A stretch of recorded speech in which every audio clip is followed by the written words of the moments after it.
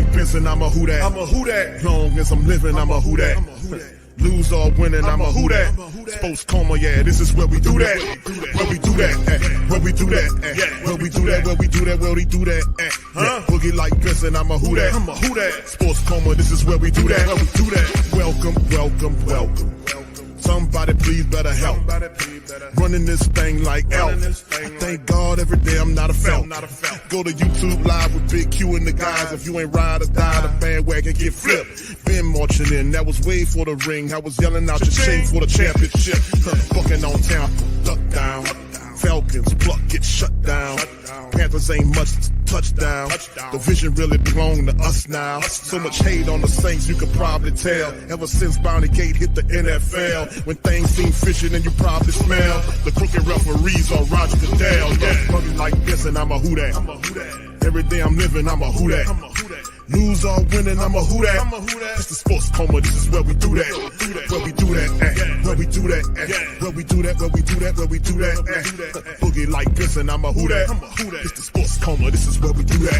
You're listening to the Sports Coma with Big Q and the guys on the PRO Media Network.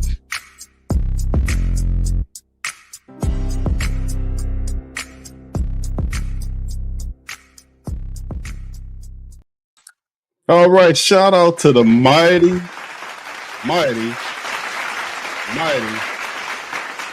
Who Dat Nation, man. Welcome. We're now rocking with the Sports Coma with Big Q and the guys, where we have intense, entertaining, educating, and enlightening sport talk from your favorite sports fam. Shout out to you guys.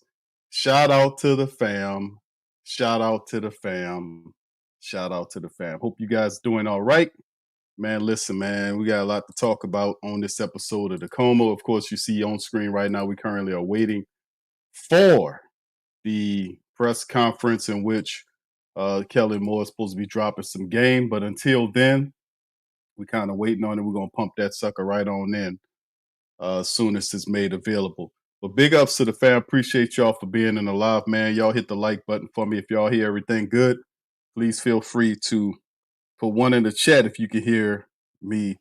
All right. Shout out to you guys. Appreciate you for being in this thing.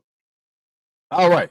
So anyway, man, listen, man, we're going to go over the roster breakdown. We're going to catch Kellen Moore's interview momentarily and see what he got to say about the Saints. A lot of moves have been made. Thank y'all. Appreciate y'all, fam. What's up, OG?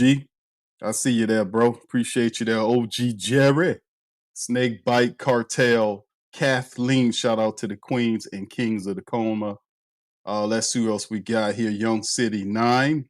Brother Byron, shout out to you as well, my man. Appreciate you as always. What's up, KK, baby? Shout out to you. Check Hayner's gone. He's on the practice squad. He ain't gone too far. But hey, listen, man. I got to get, I'm a fair guy. I'm going to tell the truth. Now, listen. I was saying, hey, man, it's the Saints. They're not going to get rid of Isaiah. They're not going to this, that, and the third. Man, listen.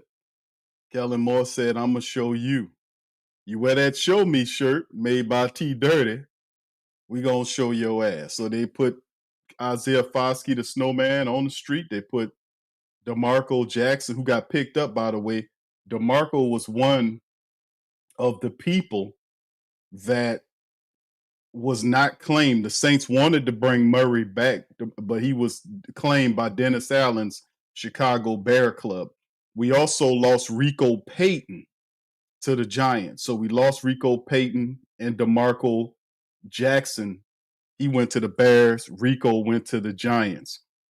But it does give the sense, and I don't see how too many Black and Gold family members. What's up, J-Rock? What's up, brother Tron? Shout out to you. All right. Big ups to the rest of the fam. What's up, Hoodie? Shout out to my guy, Hoodie. What's up, brother Adrian? Shout out to you, man. Good to see you in the chat. 985J in the building. What's up, my brother? How you doing? L-Dub, what's happening, bro? Big ups to the mighty Who Dat Nation, man. The Great Saint Think Tank is in full effect. What's up, Debo? Shout out to my guy, Debo Booker. Big ups to you as well, fam. Give me a Who Dat if I missed you, fam. If I missed you, y'all give me a Who Dat. I always like, man, giving a shout out to the mighty Who Dat Nation, man. A lot of these guys out here don't like to give shots out to the family members that make them who they are. I'm not like that. I don't care how many years I've been doing this. You got to give love to the people that give love to you. Montreal, shout out to you, man. Always take time. I don't care how much time it is to get the word and appreciate the fam, because I really do appreciate you guys. All right, for putting up my rough, tough talk about the black and gold and keeping it trill for years and years. So big ups to you, man. What's up, CJ? How you doing, brother? Good to see you. Asa, who that to you? Asa, I see you, fam. All right. Yeah. Maul, I always represented LSU, baby. Always represented LSU, but I'm telling y'all, I've been talking. See, you don't be listening to Tough Tiger Talk, bro. We've been doing Tough Tiger Talk almost as long as we've been doing the Coma, bro. Where you been at, Maul? Where you been at, bro? All right, what's up, Frosty? Frosty 504, brother Willie Cameron. Big ups to you, man. Much love. Good to see y'all in the building. All right, yeah, this year, man, we expecting good things in Tigerland, man. Y'all subscribe, my LSU people, subscribe to the Tough Tiger Talk. Links in the description section. All right, thank you, Fortnite Plays 2008. Said, appreciate your podcast. Love your fairness. Thank you, bro. Appreciate you, man, for that, man. It's all good. I know Marley. Shout out to you, bro. But anyway, man, listen. Listen. Right now, the Saints are having technical difficulties, it appears, with their stuff, getting ready to try to get that Kellen Moore stuff up. But what I was going to do was do the Kellen Moore thing, then segue out of that to the news. Now, this is the show we kind of breaking down and talking about the 53-man roster, the practice squads, and thoughts thereon about what's going on with that unit. And like I said, man, we talked about this before. And all I can say is, man, listen, the Saints offense, when they came, like at first, everything was like, we good. We ain't got nothing to worry about over here. We all right. And then all of a sudden, they got the mad dashing their ass off. They got the mad dashing Everett, didn't they? Fam, the reality is the Saints got them another wide receiver, a 6'5" wide receiver we talked about. The Saints then got another speedster wide receiver. We're going to talk about that. We're going to go over this roster. The backup offensive line is almost a new unit.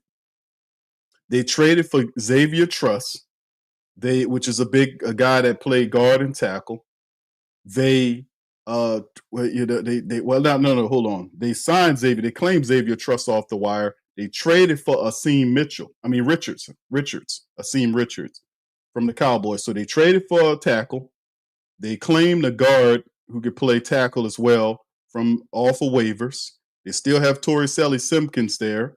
They traded for Luke Fortner, and they signed Dylan Redunce, who's going to be moved into the start. The Saints got, outside of Torricelli Simpkins, they got pretty much a new group of backups on the line. And fam, listen, those backups that the Saints have are better than the backups they had. So the message rings true. Like, hey man, y'all need to get a big wide receiver. They went and traded for one, got one. Right? And some people believe they spent a little too much on it, but nonetheless, they felt like they got it. Then the Saints went and traded for an offensive tackle. They traded for a backup center. They claimed a offensive lineman off of waivers, and they did improve. Now, for all intents and purposes, Fortner is better, in my opinion, than Will Clapp is. There might not be much jump there, but I still consider that an upgrade. Asim Richards, to me, is better than some of them other guys that was up there, like the Barry Wesleys and all these kind of old guys. I would consider it, even if it's a slight upgrade, it's an upgrade nonetheless. So it'll be interesting to see exactly how this plays out. So it's going to be very interesting this season, man. Because I was looking at, I don't want to play all of the stuff that people were sending me about these damn well, I ain't gonna say that, man. They got, they kind of saying, "Oh no, the Saints is going to be woefully bad. They're going to be less than 5." I don't see the Saints. Listen, fam, the Saints is not going to lose no 5. I mean, they're not going to win only 5 games. You know, I think they win more than 5 games. Hell, like I've said before, the mere fact that they got rid of Dennis Allen, I'll spot you 2 wins. Hey, I'll spot your ass 2 wins. I would spot you 2 wins by the mere fact that you got rid of Dennis Allen. Because Dennis Allen, as a dumb head coach, cost the Saints they cost them a lot of victories last year. He did. Kellen Moore, to me, is an upgrade over that fool.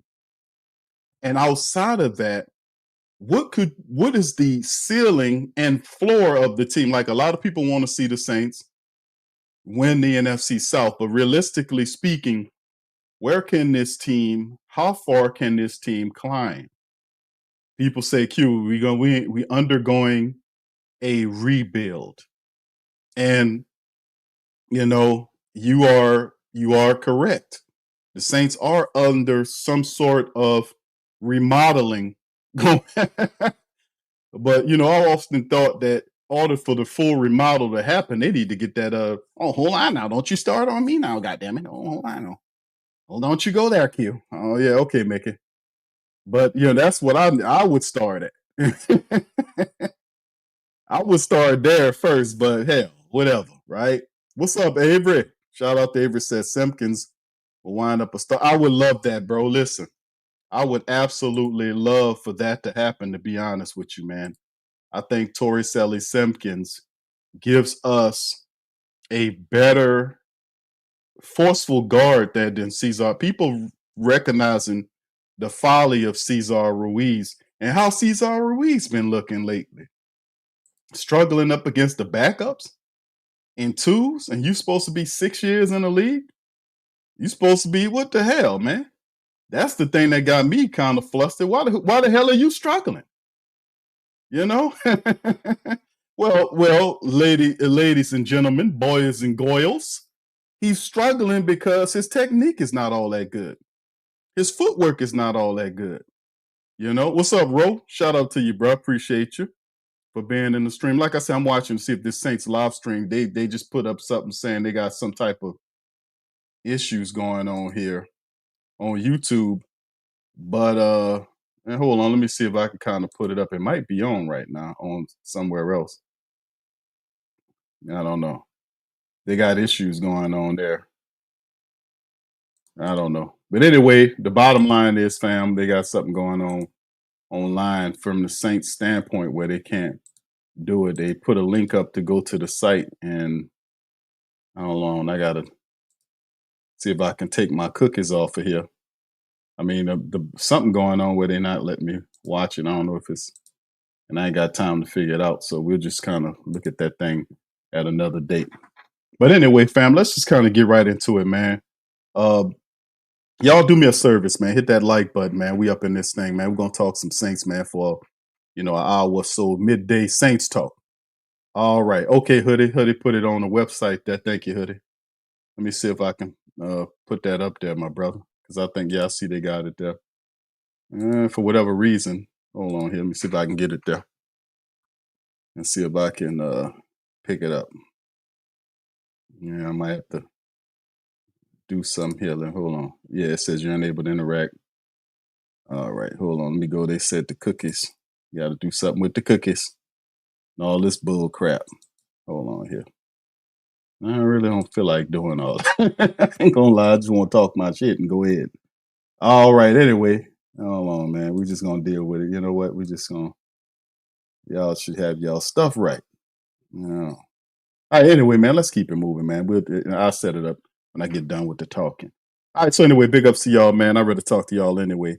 Big ups to the fam. Who that daddy? I see you, brother. L Dub says Kmo just said Penning is out his walking boot, but doesn't have a substantial update on the progress. You may be looking at 3 to 4 weeks on Trevor Penning, bro. You don't want to rush that thing. I would give, when you have a turf toe like that, and he got hurt when? A couple of weeks ago, a couple of weeks before the start of the season. So I don't know. I would still give it some time on the turf toe, man. You know, if you don't do that right, them turf toes linger.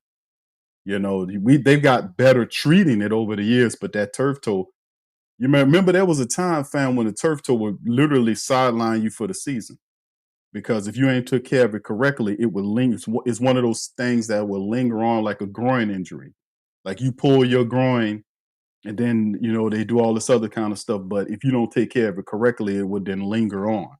All right, J Rock says, I think the Saints will win 6 to 8 games. Thank you, bro. What's up, Poppy 504? Shout out to you. Asa says Caesar has never been good. He had one decent year, boys trash. I agree, bro. The one good year was the year before he got his pay. He stepped up and got his pay. Willie says replace Caesar with Torrey Sally Simpkins. I agree with that, bro. I think Torrey Sally Simpkins has the ability to be better than Cesar Ruiz. Cesar Ruiz is never going to be an all-pro guard, bro. He's never going to be an all-pro guard. Y'all, pardon me, I'm getting messages and every damn thing. But yeah, he's never ever going to be. And listen, I don't want to disparage Cesar Ruiz. He's doing a good job of doing that himself. But in the end, I think Torrey Sally Simpkins give us a better opportunity. I mean, I think all great Saint think tank minds are in unison on that. We want to see the most supreme guard play. And Torrey Sally Simpkins shows not the wherewithal as a player. Like you remember, he was plays when you see Torrey Sally Simpkins block to the right and go and look somewhere else and block to the left, right? And having the aggression, the physicality, and the mindset. I think if you focus on him, you can turn this undrafted guard into a very serious starter because we don't have that. Like we could take a Carl Granderson, turn Carl Granderson into a starter, this type of thing. But when you look over here at Torrey Sally Simpkins, to me, I think he should be. But the Saints were going to keep Cesar Sally Ruiz there simply because they're paying him a boatload of cash to do that. So yeah, they and that's that thing, man, about these draft picks. But when to go back to the Isaiah Foskey thing, which is, and we'll talk about the surprising cuts, was the Jake Haener putting Jake Haener in the street, Isaiah Foskey, DeMarco Murray, DeMarco Jackson, they just said, okay, enough is enough. We need the best players. Let's go for it. That's simply what wasn't the case over the last 4 years. Now they did keep your boy Cedric Wilson Jr. for a little bit before releasing him to the practice squad because they picked up Trey Palmer and they claimed Palmer off of waivers. So it was very interesting. What's up, Andrew? Shout out to Andrew, man. We're out there in San Antonio. Shout out to you, my friend. Appreciate you. Mr. O says Ruiz is the McRib. He shows up on a limited time basis. That's right. All right. Debo says, Q, this is the third time Penny had turf toe. Goddamn. LOL. Yeah. Goddamn. He says, Ruiz was a waste of a first round pick.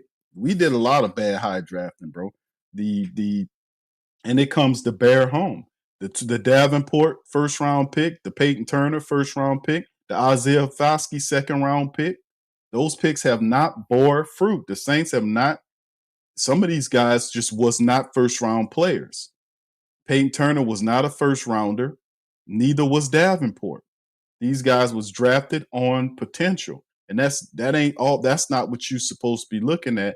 If you're sitting up there in the draft, and remember that Davenport pick, they chose that guy over Lamar Jackson, and Lamar Jackson arguably one of the top 3 best quarterbacks in the entire NFL. That's how stupid the Saints were with the drafting lately. It's just awful. All right. Corin says, I heard an interview. What's up, Corin?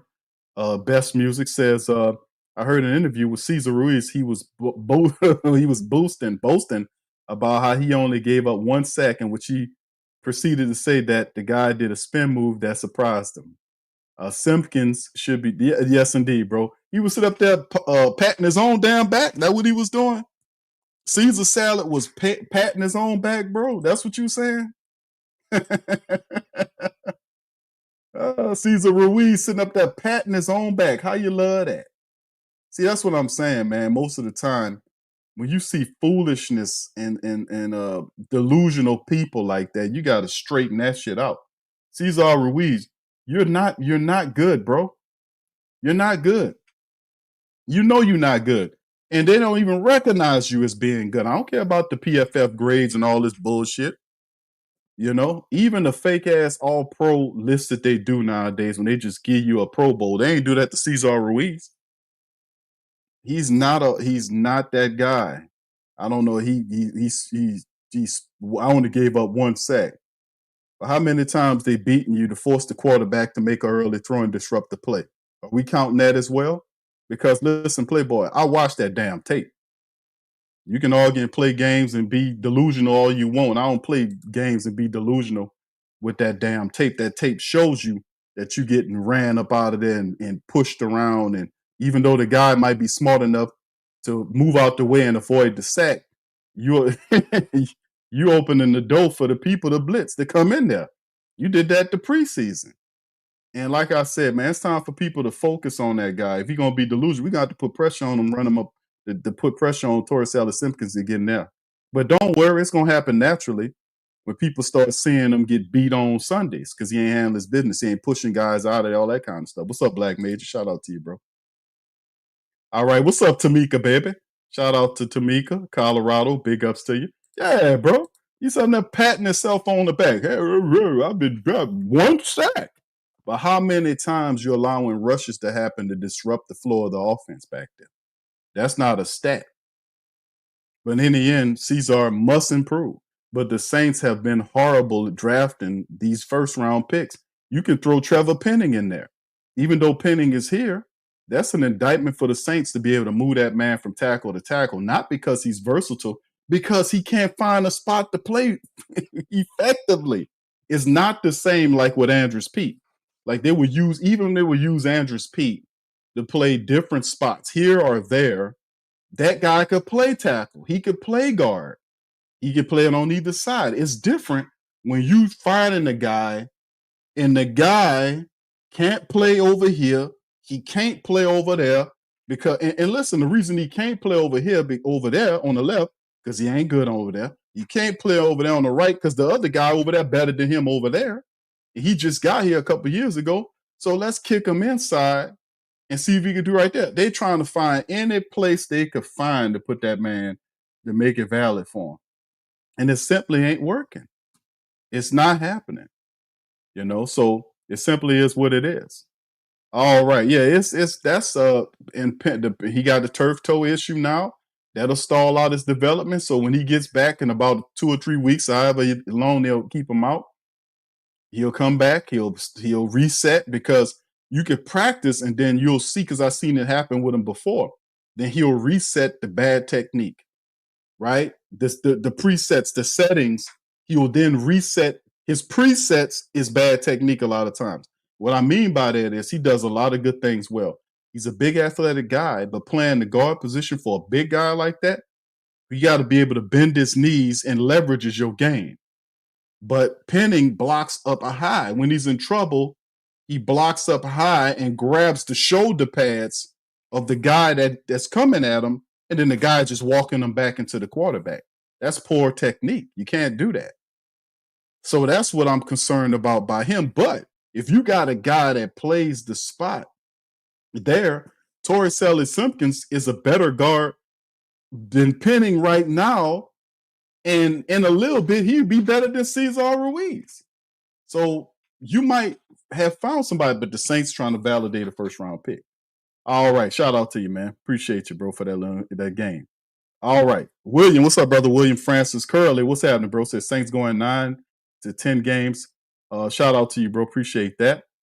All right. Big ups to you. Avery says Palmer is a replacement for Brandon Cook's surprise retirement announcement. I don't know, bro. We'll see if he goes somewhere, bro. We'll see. All right. What's up, Nola Black? What's up, my brother? How you doing, man? Appreciate you, man. Thank you, bro. Thank you for your support, my man. Thank you for being here. Black Major is joining as a member. Shout out to you, my brother. Thank you for that.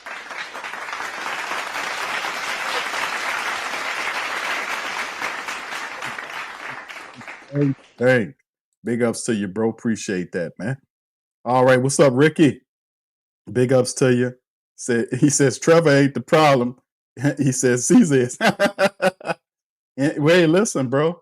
Cesar Ruiz, man, had all the time in the world, bro. But yeah, I guess if you won't focus on problems, you got only a certain amount of time. I guess Cesar would be the guy you look at because he's the guy with the money, right?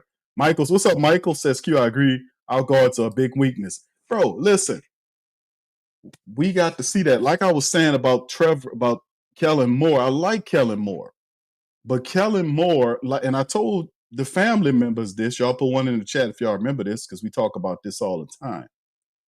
Man, Kellen Moore, I said, fam, listen, Kellen Moore is a good young coach.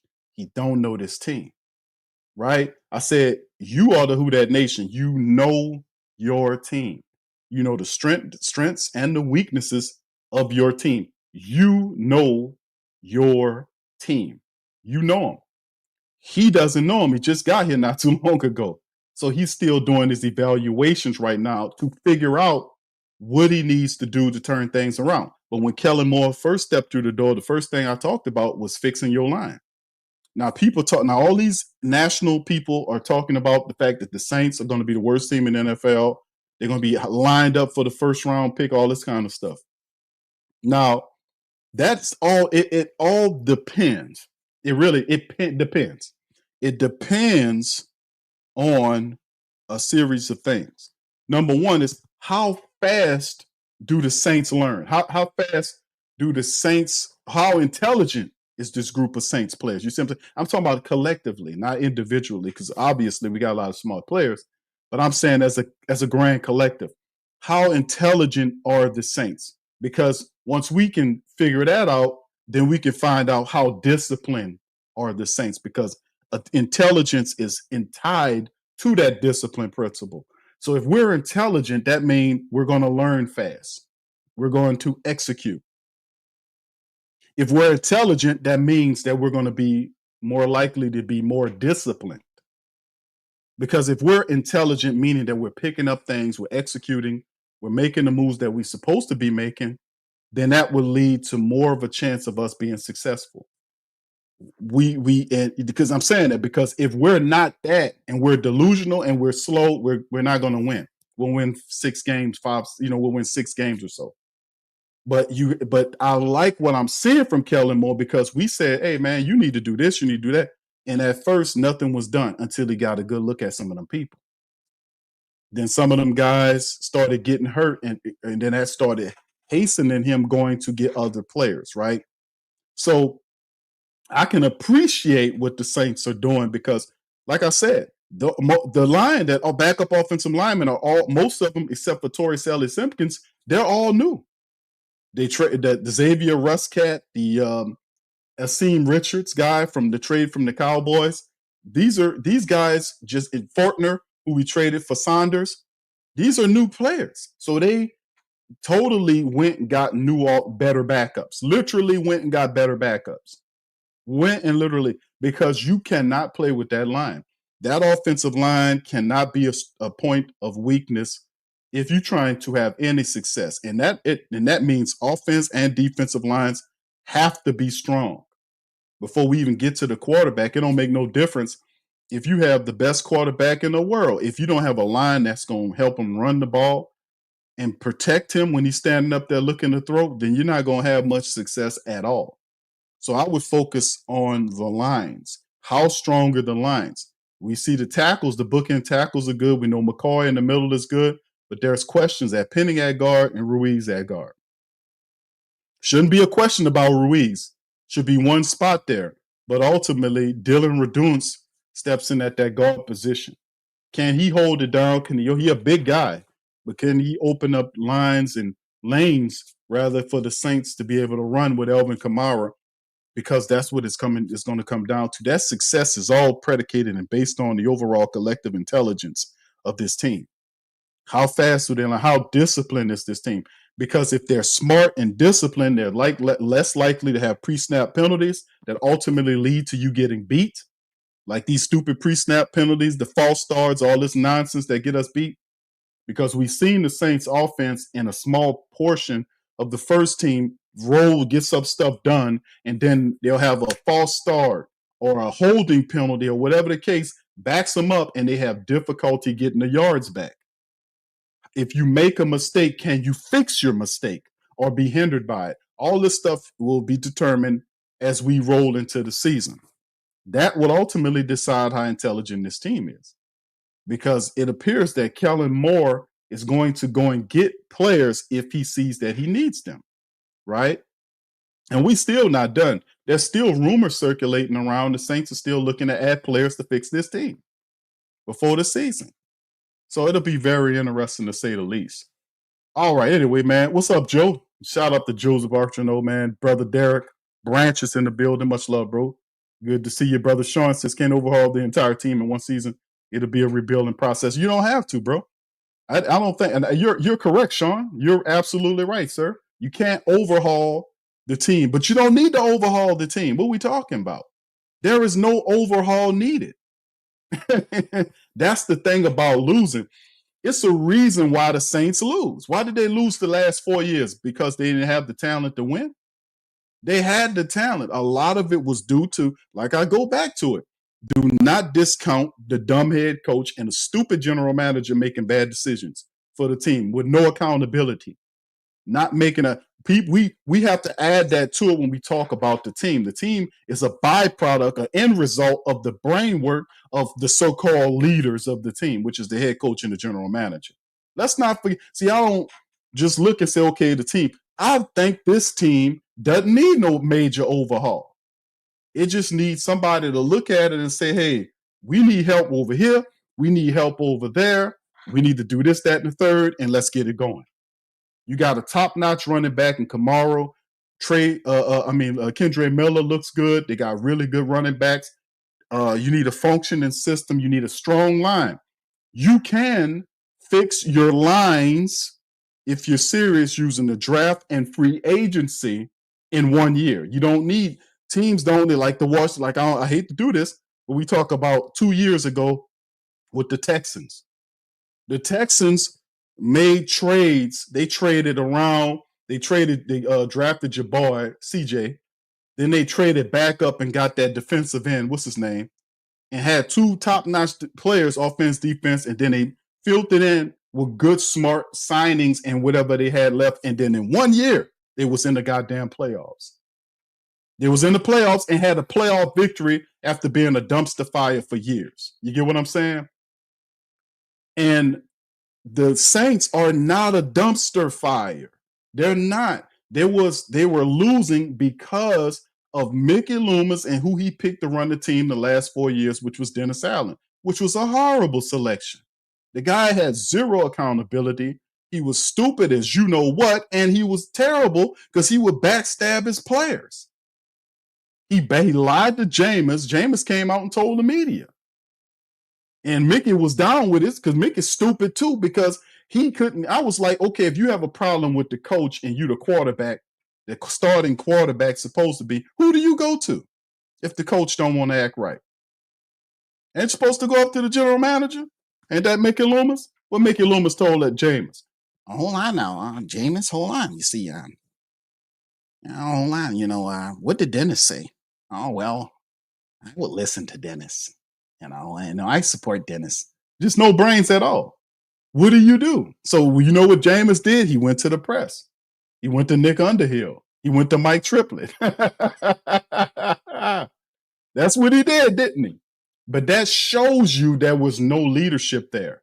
That's what I'm saying. Let's not forget that side of it, because the team is an end result of the stupid ass coach, and that's why we failed. The coach didn't have a vision, didn't know what he was doing, didn't have any accountability, didn't move coaches that were struggling with play calling, offensive line play, didn't demote them, didn't move them around, and just let it be. He let the offense do whatever they wanted to be. The people was on them to change personnel. The media was on them, and he lied and said changes was going to happen, and no changes never happened until he was fired. Now tell me if I'm wrong. You got to have somebody at the top that's a leader that understands, know how to talk to people and not be delusional, to know how to fix a team. You are missing. You got to strengthen your offensive line and your defensive line. Just start there. This shit ain't astrophysics. It's not quantum physics. It's not any of that. It's a simple elementary style football. You build from the inside out. offensive line, defensive line. You get to running the ball and stopping the run. This is, but we don't, and people talk about a rebuild. When you're adding new talent into it, there is some remodeling going on. You got a young head coach who never did it before, and a young quarterback that never had a win in the NFL, and one that's a rookie. So you're going to have some nuance there. But in terms of everywhere else, you have veterans strategically placed throughout the team. Cam, DeMario, Tyron left, but you got Justin Reed, who's a solid veteran. Julian Blackman, that's a good veteran. You got other guys that are here that are positioned to here to help the influx of young talent. Chris Olave, Rashid Shaheed, young, good veterans. Juwan Johnson, young, good, veteran, been here for a while. McCoy, good, young, in the prime of his career. We got Kelvin Banks Jr., who's a rookie, and Tolly in his second year, but these guys play like veterans. They learn fast because they're naturals. But we have to be serious about it. We're not that far off from being a team to win, but we have to be able to see if they can get the line play right, and that's where it is. But it's not, you don't have to overhaul no team, not the whole team, because you're not a dumpster fire. You don't have to. And like I said, this year they drafted not 11 players? And people say, Q, they traded this pick, that pick, traded this pick, that pick. Why they do all that, Q? Because the Saints feel comfortable with the guys that they drafted. They drafted an entire class of people. They had all those draft picks, and they drafted everybody. I think they put released Fadil, but Fadil's on the practice squad, so they still got access to him. So you have all these guys. Matavo made the team. So you got all these guys that they drafted. They felt really good about this draft. So they in their minds, they don't feel like they need a lot of other drafted picks. They still got picks coming up into the future next year, whatever they got. But they take what they built this year under Kellen Moore and add to it. So they feel like they got the quarterback in the future. They feel you still got Elvin Kamara, who's going to be there. Kendre Miller, Saints just going to keep drafting, add to it. When DeMario leave, you got Danny Stutzman right there, right? The answer at the safety position, you got Jonas Sanker. If Yidam made the guy, you got Quincy Riley. Sooner or later, Quincy Riley going to take that nickel job. He's going to take that corner spot. So you got all kind of stuff going on with the team. So you added people there. That's all, Cam's there, but you got other guys that they drafted third, Vernon Barkton, a little raw, but they're looking at developing him to a starter next to Brian Bresee. So time will tell, man, where we are, but you don't need a complete overhaul with the team. You need better leadership, and I think Kellen Moore is a smarter coach. I like how he handles and talks to the people. I think he can do some positive things for the Saints. But, like I said, the question about wins all depends and is determined on the overall collective intelligence of the New Orleans Saints. How disciplined is this team? How consistent and thorough are they? Because it all gears to the mindset. I don't care what people tell you. You look at what the Texans did a couple years ago when they came in, they got your boy, DeMeco Ryans walked through the door. He walked through. Remember, they had the whole thing. People was up there 2-3 levels inside the building clapping for him. When DeMeco stepped in the door, they knew they had the guy. And what DeMeco rewarded them by taking the team. Didn't they go to the playoffs last year? Wasn't the Texans in the playoffs last year? Y'all remind me. I forget. But Washington did it with Jaden Daniels. They didn't need when you got a good coach coming there, you fix the QB position, you got a good line to protect them. Things change. So anybody can make the right decision, but I don't see it as we need an overhaul. We need an overhaul. We got to just look in the right places. So I appreciate the comment. What's up, LP? How you doing, sir? Tamika said, we may struggle at first putting up points on board, but the defense going to definitely keep us in the game. Defense been rocking it this whole preseason. Doc said, assuming the media is correct, we are the worst team. I trust the current regime has not screwed up the draft. They're going to say that. They're going to say the Saints are the worst team, all this kind of old stuff, because they're not, they're looking at the quarterback position and they're saying, well, they got an inexperienced quarterback. They're going to struggle. That's not the case. That's not the case. That's not always the case because you have a young, inexperienced quarterback, that the guys struggle. I think they're underselling Spencer Rattler. Spencer Rattler has been more used to being an underdog than he has been the top guy. You remember when that stuff happened with Oklahoma, and he went to South Carolina, but he played with a chip on his shoulder. When he was saying, man, there's a lot of people. They asked him in an interview recently. A lot of people was talking about, the media. With the media man asked the reporter asked him, hey man, they're talking about you as, there's some word around town, that a lot of people kind of, not really happy. They thought Shuck should have been the guy, this type of stuff. Kind of drew something at him. So Spencer responded, well, you can't listen to the outside noise. We just got to stay locked in, and we got a lot of people and then he differentiated between the positive commentary and the noise. He didn't clarify everything as noise because that's stupid to do that. Because they got people out there that's saying, hey man, we got a good team. We need to do this. We need to do that. There's a difference in good commentary and good comments versus people just saying the Saints suck. The Saints are garbage. That kind of thing. Obviously, that's noise. That's an insult with no breakdown of what are you talking about, the Saints? You see what I'm saying? When you have a thorough breakdown on why you feel the Saints are not going to be that good, that's more respected than saying, oh, the Saints suck. They're going to be the worst team in the league. Oh, okay. Well, that's what you think, buddy. That's your goddamn word on it. But in the end, all I'm saying is that for the Saints to have, for us to have that type of success, Spencer Rattler know he more underdog than he is anything. He been an underdog when he left from Oklahoma and lost that job to Caleb Williams. He been an underdog with the South Carolina. He got drafted in the 5th round. He thought he was a higher pick. He been an underdog ever since. When they fired Clint Kubiak and Dennis Allen and Kellen Moore came in here and took Tyler Shuck in the 2nd round, he knew he was a underdog. He knew he was an underdog because the plan is, because if you remember the tweet that Tyler Shuck's manager, his agent put out, he's like, I'm happy with the plan. What plan are you talking about? The plan that they usually do, which is put the more experienced quarterback in there, and if he struggles, they're going to give him a short leash. Down the line, he'll play 4 or 5 games. If he struggled, then they're going to put Tyler Shuck in there. That plays better than starting the season with Shuck, and Shuck struggles, then they go to Spencer and pivot. The optics is different, right? You're going to let Tyler sit there and hold the clipboard and do the practice stuff and all that and pick up game and buy him time while Spencer is in there running around handling the business. But Spencer said, I know the game plan. Let me see if I can upset the apple cart. Now, I respect Tyler Shuck, but I'm going to respectfully keep your ass on this bench. See, that's when all of the pleasant platitudes disappear when competition. Because Tyler said, I thought I'd done enough to win the job. You can see in his face, he was a little, he was dialing it back, but he was a little upset by the decision, right? Because he felt that he should have been the guy. He said that in the interview. But Spencer Rattler said, I got the job, I got the call, it's all on me.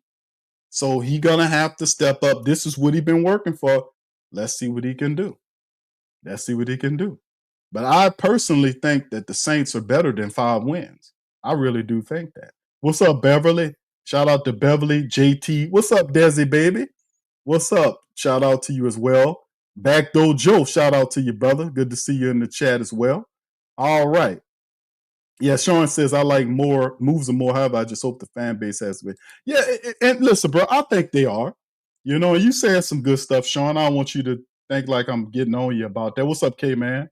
What's up? What's going on, Chantel, baby? Backwoods, Christy. How you doing, baby? But this is the thing. I don't want to seem like I'm getting on you about that, brother, because I'm not. But what I'm saying is, the family base, we got to understand. We done been, Lord help us. You got to bow your head sometimes, just like, say a prayer for the mighty Who Dat Nation, man. You really do sometimes, man. Because when I started thinking the 4 years, you condensed 4 years of all of the nonsense the mighty Who Dat Nation was dealing with into one moment, and I just felt all of it. And I was like, I had to do this, baby. I had to go like this. Had to break it down, baby. Had to go, oh my God, come on. Lord help us out here. Mighty Who Dat Nation, great Saint Think Tank. I had to break it down right quick. Y'all seen that? I had to put them together, baby, and be like, bam, let's go here. Because the reality is, man, the Who Dat, and understand this, fam. The Who Dat Nation has been through the ringer. The last 4 years, we've been lied to by this team. Mickey Loomis insulted us and our intelligence. Dennis Allen was non-apologetic to us, even though he apologized to the Falcons. He backstabbed his players. They lied to us about being fractures in the locker room when we knew they were. Fixing it. They tried to trade players that was upset about losing as opposed to go to them and find out what we need to do it better. All of that. It was just insulting. And then it ended roughly, and it wasn't done by Mickey Loomis. It was done by the Who Dat Nation, where we so not all of us, but a great number of us stopped supporting the Saints financially, which caused a big impact on Gail Benson when she seen the people after that 7-game slide. Mickey Loomis sitting up here hiding, didn't want to talk about it. Are you gonna make this type of stuff? No, we're gonna idiot, didn't know, just a moron. 7 games, still trying to keep the guy. The guy's a loser. He doesn't know what he's doing. It took Gail commanding him to fire that guy because of you, because you stopped supporting the team. That's what the hell happened. That's how it ended, and the change began because of what you did, not because of what they did. You forced them to change. If it wasn't for you pivoting and standing 10 toes down, they would have kept that guy in here. You have Dennis Allen this year. So that's the first thing. And after going through those 4 years of all that foolishness, there is some, what people call it, residue. There's some residue remaining, a lot of residue. You got trash bags and you got all kind of stuff going wrong of what happened the last 4 years that the Who Dat Nation is feeling today, right? So even that there's a sense of motivation and happiness that some of these people are gone, the Allens and the Cars, that they're gone, and that you have more of a competent guy in Kellen Moore here, who the media likes, who's intelligent, you see he's innovative, young coach coming over from Philly with a championship ring as an OC, gives us some positive energy. But there is still a sense of the family members being impatient because of the lies that was told by the Saints. They did this to themselves. So whatever the Who Dat Nation gives to the New Orleans Saints, that's what they deserve. You got to remember, you can't tell people to be patient, even though I tell the family members, yo, hey, listen, we got to be patient and give these guys an opportunity to develop. That's kind of commonsensical, right? To be patient with people, because, you can't judge them based upon the sins of the past, so to speak. Like Kellen Moore is not responsible for what that idiot Dennis Allen did, and he has to then reverse some of the things that moron did. He has to fix some of the things that he was too stupid to fix, that kind of thing.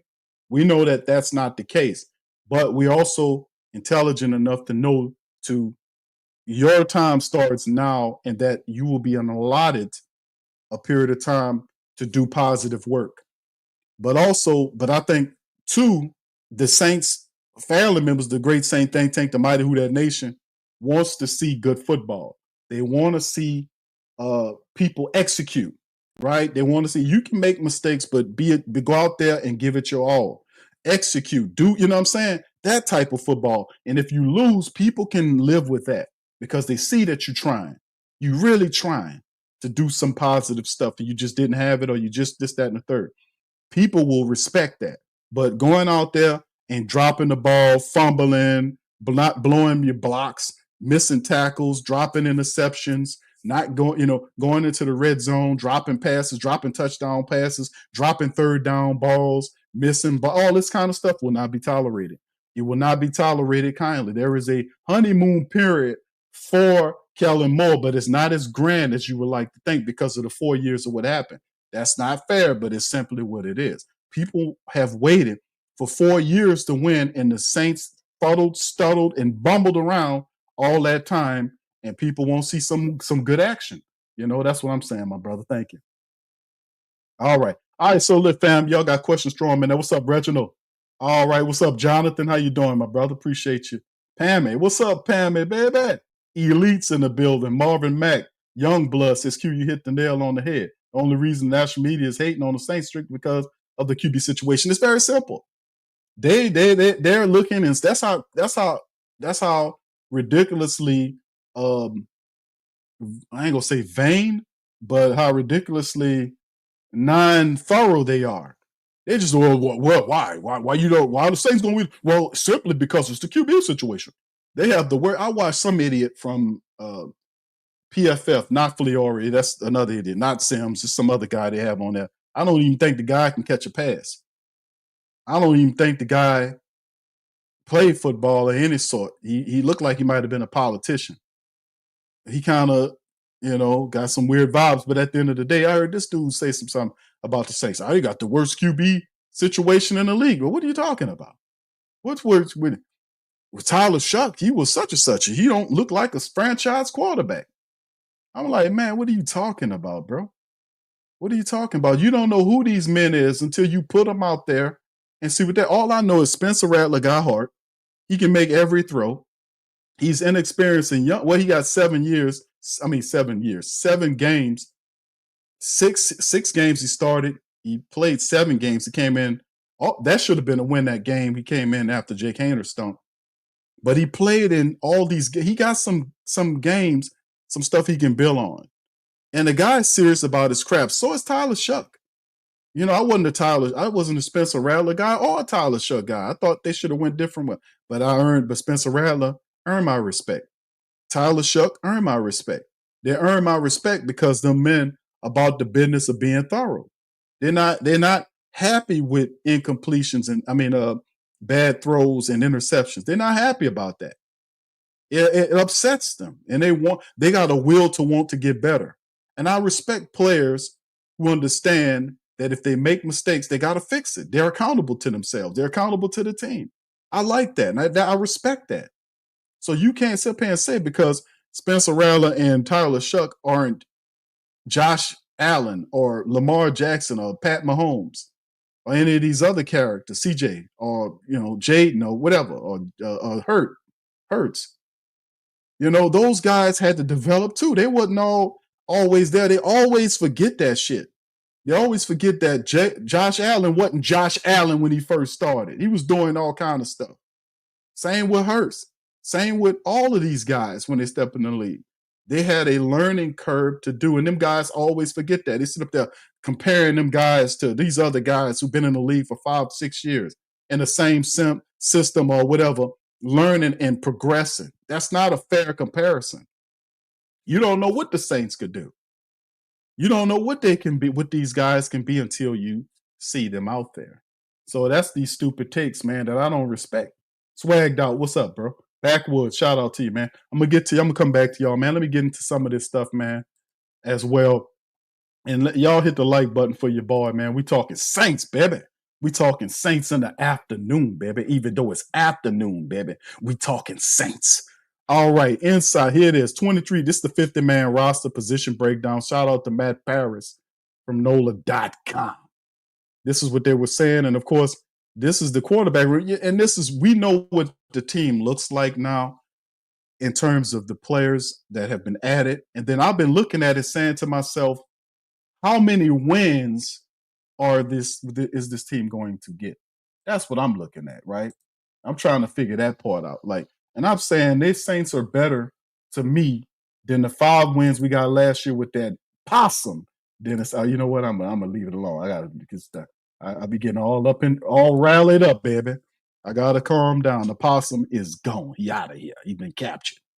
All right. Anyway, quarterback Spencer Rattler, Tyler Shuck, Jake Hayner in the street on the practice squad.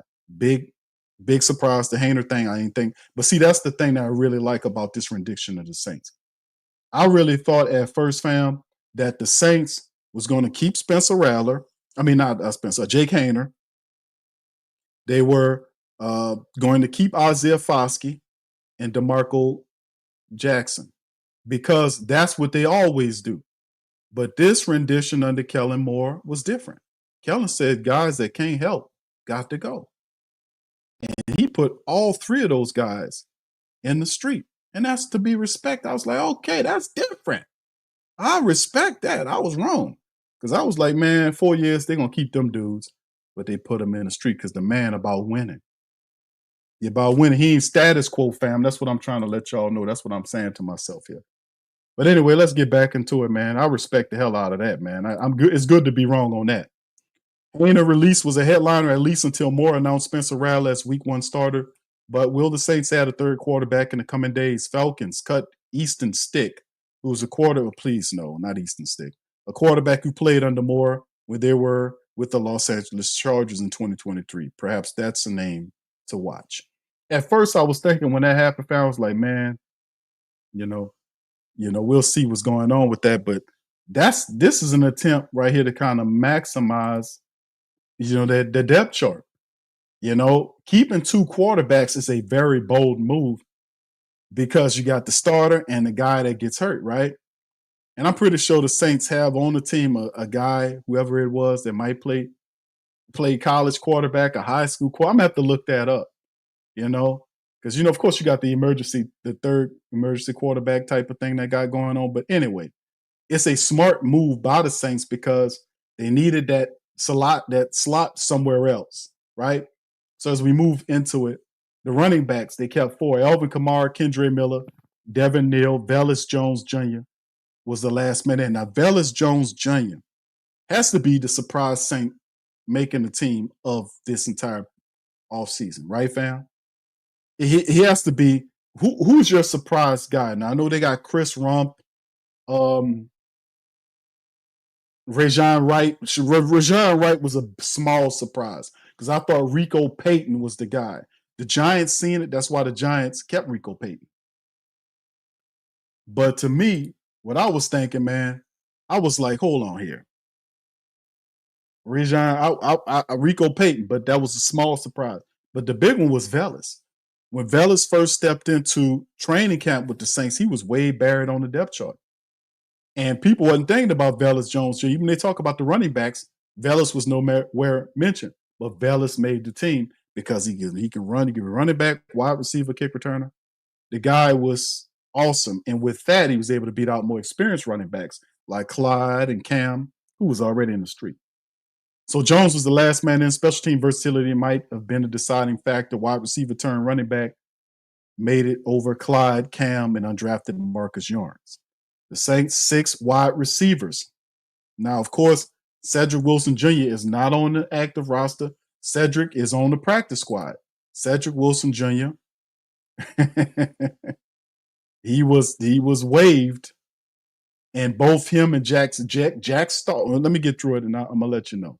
Y'all, if you didn't know, wide receivers Chris Olave, Rashid Shaheed, Devon Valley, who they traded for, Brandon Cooks, Mason Tipton, and Cedric Wilson. Now, of course, the Saints they released Cedric Wilson Jr., then signed him to the practice squad because they picked up a wide receiver in the claim side of things, which is, let me kind of pivot into that, to the transaction report.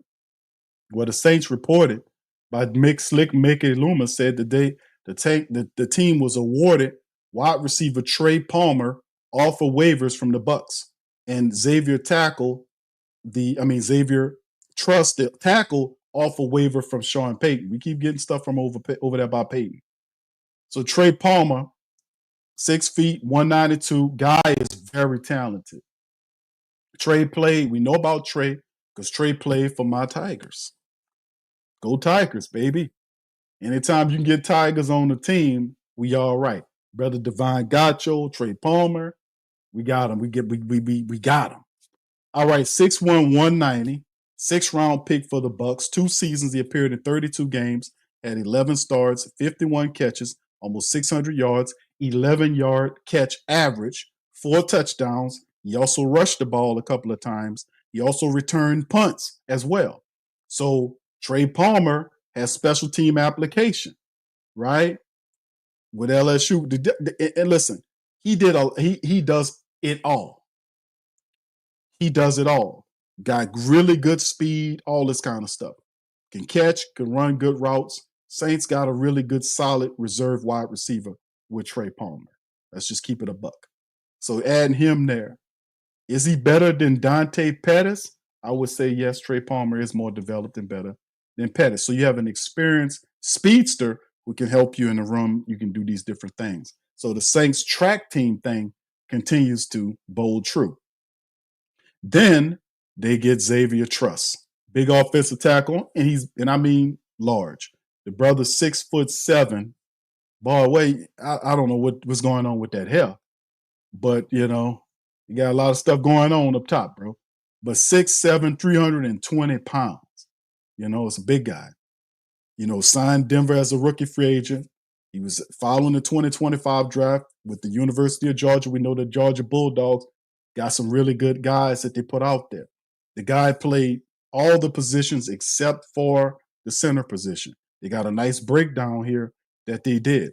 In 6 seasons with the Bulldogs, he played in 67 games and had 42 starts, and he played across the line. Played left tackle once, left guard 18 times, right guard once, right tackle 22 times. So you can see left guard and right tackle, he had his most experience and played in 58 consecutive games in his final 3 seasons.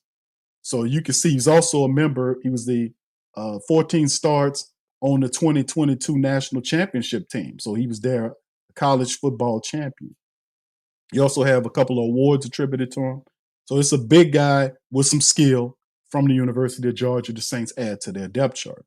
So this is one of the better backups the Saints are added. They say, okay, you want better backups? Here your ass go. All right, so let's go back to the depth chart so we know that we have that. So Chris Olave, Rashid Shaheed, Devon Bailey, Brandon Cooks, Mason Tipton. And for the longest, they kept 6 wide receivers. That's a surprise. Never known that to be the case. 6 wide receivers is a lot of wide receivers. That's probably why Jake Hayner's number got slashed. It's definitely on the wide receivers. I don't think anybody thought the Saints would keep 6 wideouts. That's the bottom line. I didn't think that would be the case either. I thought that slot might go to the offensive line where we always seem to have trouble on. Offensive line, Kelvin Banks, Trevor Penny, McCoy, Cesar Talley, Dylan Redunce, Akeem Richards, Luke Fartner, Torrey Sally Simpkins. Saints traded for Richards, a move made out of necessity. The Saints were decimated. They needed a swing tackle. Saints placed tackles Barry Wesley, Landon Young on the IR, waiving Josiah Raheem and Jonathan Mendoza. And Richards, who's a 2023 fifth-round pick, he had an interview, you guys probably seen it, played 177 snaps at the left tackle position for the Cowboys last year. So the Saints have a blindside tackle. And I would consider him better than the rest of these other guys. So we'll see how it all bowls. Let's go tight end-wise. Juwan Johnson, Jake Stahl-Matavo. Trayton Welch release came as a minor surprise. Seemed to opt out. Matavo down the stretch of training camp, but it makes sense the Saints wanted to keep the 7th-round rookie over someone who would likely land on the practice squad. Taysom Hill and Foster missed at least 4 games after being placed on the PUP list. Now, we've talked about this. Well, I did make mention of the fact that I believe that that Matavo would make the team because he's a 6'8", 260-pound tight end. The Saints don't really have – you got Taysom on 1 year, Foster on 1 year. You need to have a developmental tight end. They made a good move by getting a big red zone weapon in Matavo and keeping him on the practice squad. But Jake Stahl, like we talked about, was released to the practice squad as well. So the Saints got to do something at that tight end position. The edge rusher, Chase, Curl, Cam, and Chris Rump. Chris Rump balled out and showed some stuff. He made the team. Fadil Diggs, it was close, but Fadil ends up on the practice squad. So that's still. So like I said, Isaiah Foskey gets put in the street. What's interesting is all of the Saints guys, except for Fadil Diggs, all of them on the team. All the Saints draft picks from this year made the team, right? All of them. All of this except for Fadil Diggs, which was a 7-round selection. So this draft here could be a draft, fam. Because what was it, 9 players? The Saints had 9 players. They drafted 9 picks. They drafted all of the players. They didn't trade anything. And all of the picks, all of the players, I think except for Fadil Diggs, are on the current roster. That speaks boldly. We'll see what that means going forward, but that's not bad at all. So the defensive interior, Bercy, Gacho, Shepard, Vernon Brockton, Jonathan Bullard, and Christian Boyd. We know Christian Boyd dealing with a few things. On the interior, Bullard made it over. Jonah Williams, whom the Saints kept on the practice squad. The linebackers are five: DeMario, Pete Werner, Danny Stutzman, Jalen Ford, and Isaiah Stallbird. I agree with all of these. Nephi Sewell played really well, but it was a toss-up between him and Stallbird. The Saints made the right calls. Jalen Ford's going to be a beast. If we have issues and injuries with DeMario Davis or Pete Werner, Danny Stutzman is a solid linebacker the Saints drafted out of Oklahoma. And Jalen Ford is a solid player that developed really well from Texas last year. So they have these two guys that's going to be awesome. And Isaiah Stallbird is special on special teams. So the Saints linebackers I love them linebackers, man. The linebackers are going to be good. And like I said, Nephi was a tough cut. Cornerbacks, Kool-Aid, Alante, Isaac, Quincy, Ugo, and Rajon Wright. Like I said, we knew that was going to be the order. The problem was popping with the Rico Payton. I thought Rico Payton just edged out Rajon Wright. But in the end, they got right. They thought Payton would go to the waiver, and he did not. The Giants claimed Rico Payton off the waiver wire. He now a Giant. And DeMarco Jackson is a Bear. He going up there with Dennis Allen. The safeties, Justin Reed, Blackman, Jordan Howden, Jonas Sanker, and JT Gray, no surprise. And then the specialists, Blake Grupe, Zach Wood, Kai Kroger. Okay, Kai Kroger, we know early on he beat out James Burnup. I like Burnup, but Kai Kroger came in there late and was punting his ass off. Was punting it further, more accurately, and he impressed the team. So we got a new punter to go along with Blake, who was a special team phenom. If there was a thing as a preseason MVP, preseason training camp MVP, that should go to Blake Group A. And like one thing we could talk about with Blake Group A, that, we give Dennis Allen a lot of work, but you got to give Dennis Allen respect for that one thing he left you with after tearing up everything and screwing up. The one positive thing that he left you was Blake Group A. That was Dennis Allen. So you got to give his smelly ass that. All right. So anyway, man, let's keep it moving and grooving. We talked about that as well. Let's hit this practice squad up, man, and talk about this and make it official on the practice squad thing. In fact, the Saints did add it. This is our practice squad here. Of who's on it. The Saints have signed 15 players to the practice squad. Let's go into it and break it down. Right, let's talk about it. Kevin Austin Jr., fam, ended up on the practice squad, and that's fitting because he does need practice. He needs some practice. So we're going to – I like Kevin Austin Jr., so I think it's a solid move to do that, man, to be quite honest with you, to put him on the practice squad because you can come back to Kevin Austin Jr. during the season if you need him. Dallas Beanham, good young cornerback, and develop on the practice squad. Like him, he needs time. Terrell Burgess, fam, listen. Terrell Burgess he had a pretty good camp. A lot of people don't talk about Terrell Burgess, fifth-year safety out of Utah. The man had a solid camp.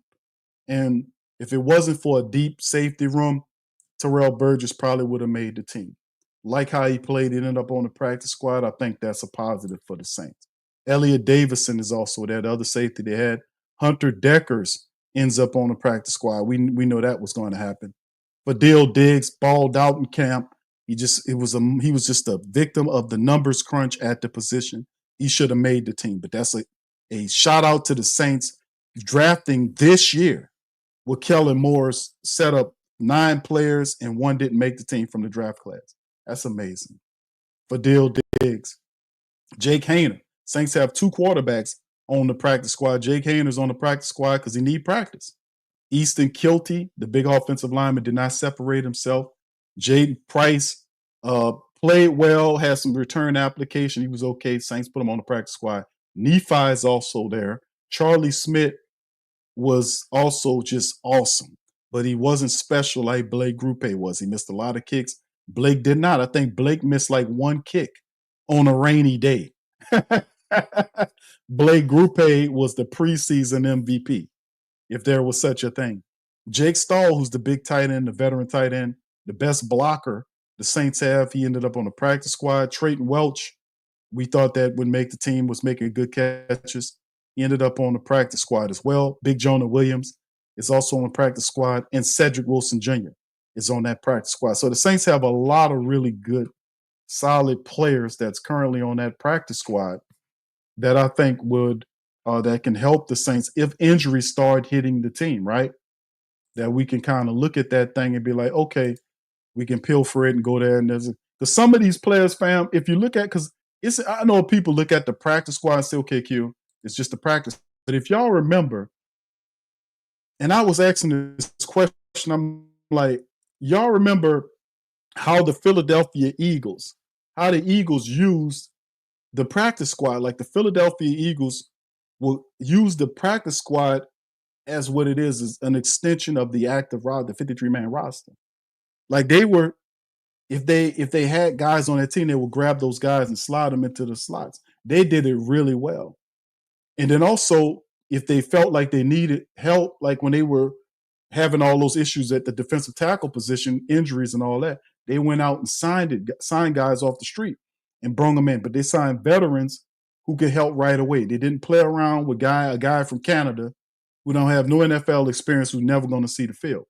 A lot of the guys the Saints have on this practice squads are guys that can actually come in and help if need be. You see what I'm saying? That's a difference in thinking.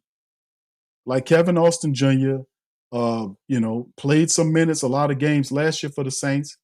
And, when healthy, could be counted on if we having issues at the wide receiver position. If we having issues on the defensive line, the defensive end position, we could bring Fadil Diggs in. Terrell Burgess, Dallas Beenham is also a young, really good cornerback that can help. And, there. The tight end, Stahl and Trayton Welch could help right away. Jonah Williams is another defensive player. You could have problems. Cedric Wilson, even though I don't think he should be on the team, but he's still in a spot where he needs to be on the practice squad, need practice. But Cedric Wilson can also come in and help block if you need him to, something like that. But you got guys on his team that can come in and help. And I think that's the part. That's the important part.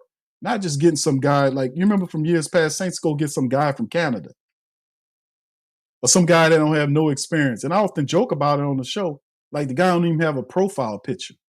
When the Saints bring the guy in, or they make an article on their website about the Saints sign such and such, they have a generic picture of the Saints helmet. You know what? I'm so petty. I might do that shit. I might go on and see. I don't want to do that, but y'all know. Y'all put one in the chat if y'all know what I'm talking about. They'll sign some goddamn guy here. You don't know who the guy is. Saints sign, Yargo Martinez. And then it's you go there and read the article, and they got no picture of him. It's a picture of a helmet sitting on the field. It's a picture of a helmet sitting on the bench. It's a oh man, I'm trying to find y'all know I'm trying to find one, man. I'm gonna try to find one, man. I gotta go back. I gotta find them. I'm gonna find one. My first thing, this ain't good. This ain't gonna be good. They got some goddamn guy they signed up here. He got a picture. It's a picture of Saints helmets lined up on the field with the sun behind it. I was like, oh.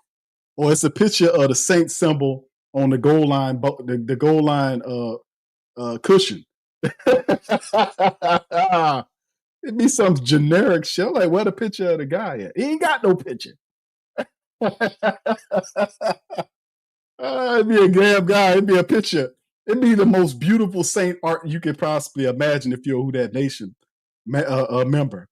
Got a picture of a helmet on the field. A picture of a row of helmets sitting on the bench. Like the reporter, the cameraman, the photographer, he just bored. He just got a helmet. He go sit it all kind. It's a picture of a helmet sitting on the cooler. It's a picture of a helmet sitting in the stands. It's a picture of the helmet hanging off the gate. You know. Oh, like, you got this ain't good. This ain't good. This guy never gonna see the field. All right, let me cut it out, man. Let me cut it out. All right, so anyway, man, that's what we looking at, man, for the team right now, man. But it's interesting, man, to say the least, man, because oh man, it's just going to be an interesting season for the mighty Who Dat Nation, man. I'm just looking forward just for some football to see if the Saints, and I really think that's what it comes down to. Like, we have to be able to put in that work, man, and find out exactly where this team. Like, I like a lot of these moves. I really do. I like a lot of these moves. The Saints are buying into a lot of the young personnel, but this is still an experienced team. What Kamara and Olavi, like the very mere fact that these guys are here, that there's all of our good players are healthy. Did anybody take that in consideration? Like, the Saints' health is good right now, right? We got our players are healthy. Elvin's good. Kendra's good. Devin Neal is back. He's good. Chris Olavi's healthy. Rashid's good. Because Chris and Rashid had issues last year. They're good. Jawan's good. He had a little growing thing, but it looked like he's good. Now, Penning dealing with a turf toe, we know that's something. But overall, health-wise, the Saints had a lot of backups that were hurt, and they replenished the backups via trade, waiver wire, whatever they had to do. But the defense is relatively healthy, right? We know Alante had a little something going on, but he'll be good to go week 1. Christian Boyd, we'll see where he is, but he's not really starting one of our key backups, but the Saints are deep there. So Pete Werner, he's healthy. DeMario's good. Cam's good. So the overall health of the Saints going into week 1 is a major positive. It's a major positive, man. So that is also something to kind of look at and to be happy about, man, going forward. So, yeah, we got some interesting stuff going here with the team, fam. This is the unofficial depth chart right here. But it's showing you, man, very interesting. 2 quarterback look. Saints loaded up with 6 wide receivers. That's wonderful. 4 running backs, 6 wide outs. The offensive line is where it is. You can see the backups here, right there. Wonderful. We got speed for days. Chris Olavi's fast. Rashid Shaheed, the fastest Saint on the team, right? We know Trey Palmer can run.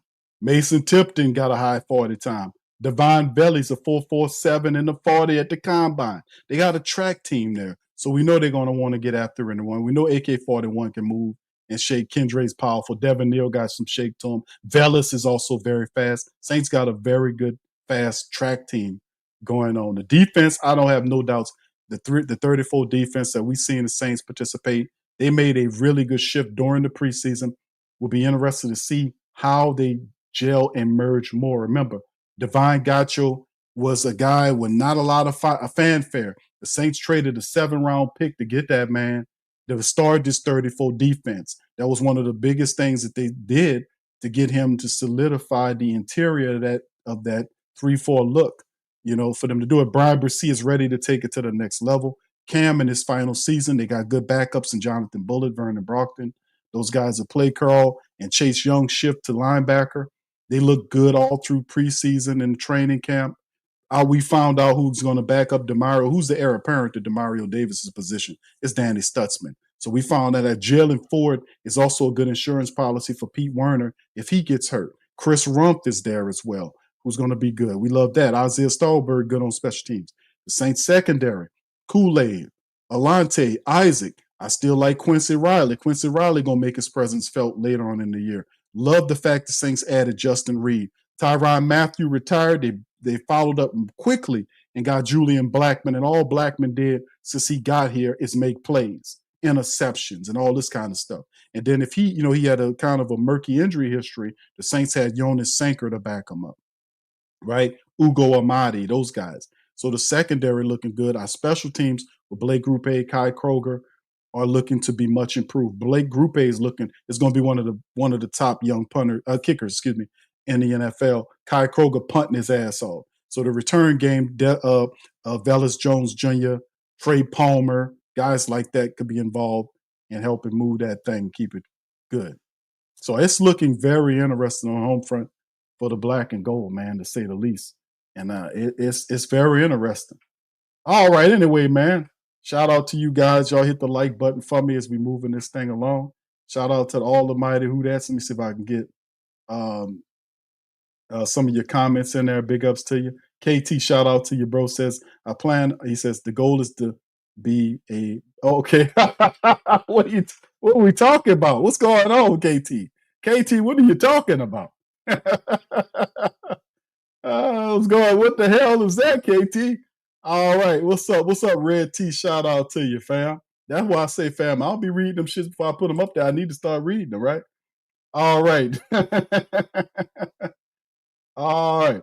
All right. DeWine says, Rattler never had a starting offense. This is true, bro. He dealt with a lot of injuries going into it. And last year he had to run for his life. He was behind that makeshift offensive line. I don't think we've seen a good representation of what Spencer Rattler can be based on what we seen last year with that makeshift offensive line. Them guys could not block. They couldn't run block. The man had to make his it's incredibly tight. Even though these guys are in great shape, it's incredibly tiring for your offense at that point was like rollouts. The line was so bad that they had to run the offense like him rolling out to throw the ball, and he was rolling out and running and throwing. That is extremely tiring. Like for you to roll out nearly every other rep just because the line can't protect you. So I don't think we got a good look at him like we wanted to. Like Spencer, like the first week, we'll actually get a solid look at what Spencer. Because think about that, fam. People like, yeah, Q. He played in 7 games, started 6 of them, didn't get a win. That offensive line was horrible. The play calling was stupid and garbage. The wide receivers were hurt. He was like, had back, working with Kevin Austin Jr., Dante. I mean, the Saints were down to their 5th and 6th wideouts, So a lot of that wasn't done with our top talent. So how does Spencer Rattler look with access to Elvin, to Chris, to Rashid, to Jawan, and a starting line? How does he look then? You got to say he looks a lot better than what we seen last year. That's the thing that you kind of think about, going into the season. You're like, oh, it's hard to make the comparison on what he did last year with them funky backups versus him being in front of with the starters this year. Gonna be interesting. KT says, I'm just glad that Jake and Cedric Wilson Jr. are on the practice side. Indeed, I agree with you, bro. Brother Dot says most wins 9, at least 6. All right, thank you, brother. Appreciate it. 9 wins is a positive, bro. That's a positive. I mean, you're heading in the right direction. Red T says Cardinals, Giants, Jets, Giants, Patriots, Panthers, Dolphins, Titans are beatable. Bears, Falcons are toss-ups. Yeah, you make a good point, bro. It's not like the Bears. Caleb Williams is a very complicated quarterback. And I mean, his mood and all, they need to get that boy some vitamin. Which one of the vitamins help your mood? Isn't it vitamin D? Helps your mood. Pause. Or is it vitamin B? Let's just say B, because I don't like what that sounds. But the reality is the man needs something to help settle his mood, man. He's too temperamental, man. He's too temperamental, man. He's too damn temperamental. All right, shout out to you, man. Sean says, do you think Shiloh gets another? Oh, absolutely. I think eventually he'll get another shot. I think Shiloh will get another shot, bro. I think he'll get a shot. Shiloh Sanders ain't Deion Sanders, but the kid can play. He can make tackles. He can do some positive stuff. He's just not Deion Sanders, right? And I think the focus is more on Shador than it is on Shiloh. But I think Shiloh would ultimately, he was undrafted, so I think he'll end up finding a place somewhere, someone to pick him up. Atlanta, somebody like that to give him an opportunity. All right, what's up, King Chosen One? Shout out to you, bro. Big ups to you. All right, yeah, you're right, DeWine. We might have the fastest up. We could, yeah, bro. That's a track team. Chris, Rashid, Cook, even Cooks can run. Devon Valley, like I said, 447, Trey Palmer, I know can run. Mason Tipton's a high 40 time. 2 Vellis can run. It's a track team offense. That's the whole point. It's like you can almost see what Kellen Moore doing. We talked about this early on. in the season, like, well, why is they doing this, that, and the third? I said, because the need for speed for the Saints offense was something that we needed to happen. Because if guys get hurt, you still don't lose the speed. Like, you have one or two guys, fam, that'll be known as your speedsters, right? That ain't the case here. The Saints kept 6 wide receivers and all of them can run. So if you lose a guy here or there, it won't stop the overall speed of your team. So whoever come to play against the Saints, you got to deal with the speed. That's the point. You got to deal with the speed. And you got to make sure if the Saints go out and have 4 or 5 wide receiver looks, because that you keep it 6 wide receivers, something tell me you're going to be using 4 or 5 wide receivers with Elvin Kamara back there. To help out in the red zone, you have Juwan 6'3", 6'4". You got Matavo 6'8", Veli 6'5". So you're gonna have you get to the red zone, you roll out your big work. And Matavo, a 6'8" tight end, who you got a red zone package for Matavo. He's your second tight end right now. We talked about, like, man, the Saints have a developmental tight end. Kellen Moore said, okay, I drafted UCLA. He's raw, but Matavo is a lot better. He's not a traditional. Fadil Diggs and Matavo, that's why I got to give the Saints love. Where my damn clap button at? I got to give the Saints all kind of love, man, for this draft class. Because, to be honest with you,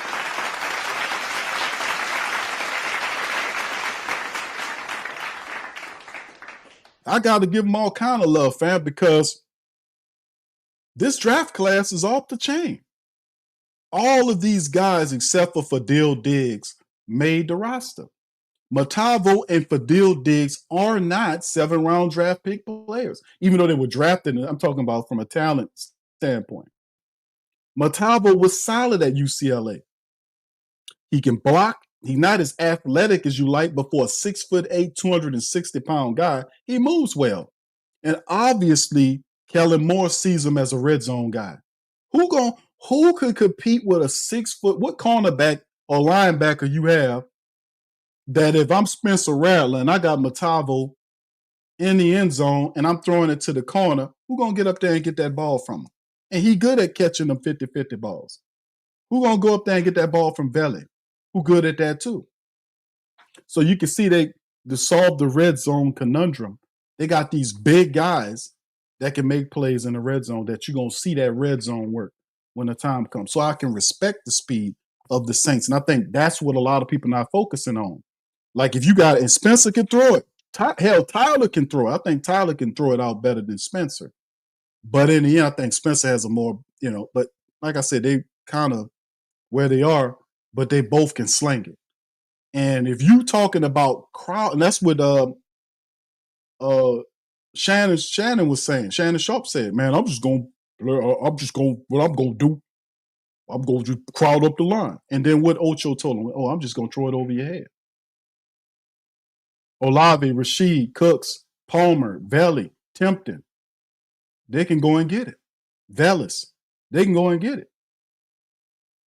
You throw that ball up there, you go ahead and do that then. Put them damn safeties up there on that line of scrimmage and watch me tear your head off.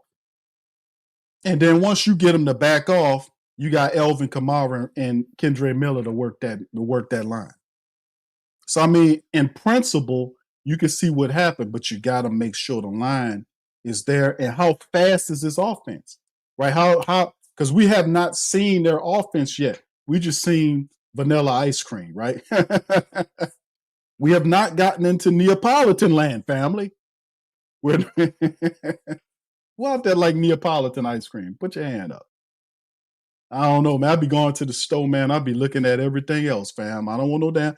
Nah, listen, Bluebell. I'm on that Bluebell vanilla, man. That homemade vanilla. I'm on that, brother. We good with that. That Neapolitan, man. I got Neapolitan in the refrigerator right now. Put your hands up. To my ice cream people out there. I got that Neapolitan in the refrigerator, in the freezer, baby. I got that Neapolitan. All right, but listen, that's what we supposed to see in week number 1. We didn't see their offense. So, like I said, man, when you look, it's a rule of thumb when we looking at preseason football, you got to remember, It's not so much about the plays, it's about execution. You focus on the execution. How are they executing this stuff? That's what you focus on. That's why I've always kind of shared a rule of thumb, not so much on the type of plays, but more in the execution, because they're not running their real stuff. So how does Spencer Rattler look when they're running their stuff that's made for their personnel groups with him with the starters? You got to think that looks a lot different than what we've seen. So time will tell on that, man. It will definitely tell on that. All right. Anyway, let me run on down this stuff. Reginald says, I'm worried about the Saints O-line. Can they protect Rattler, open holes for running game? Looks like we need help. The Saints have done a number of things.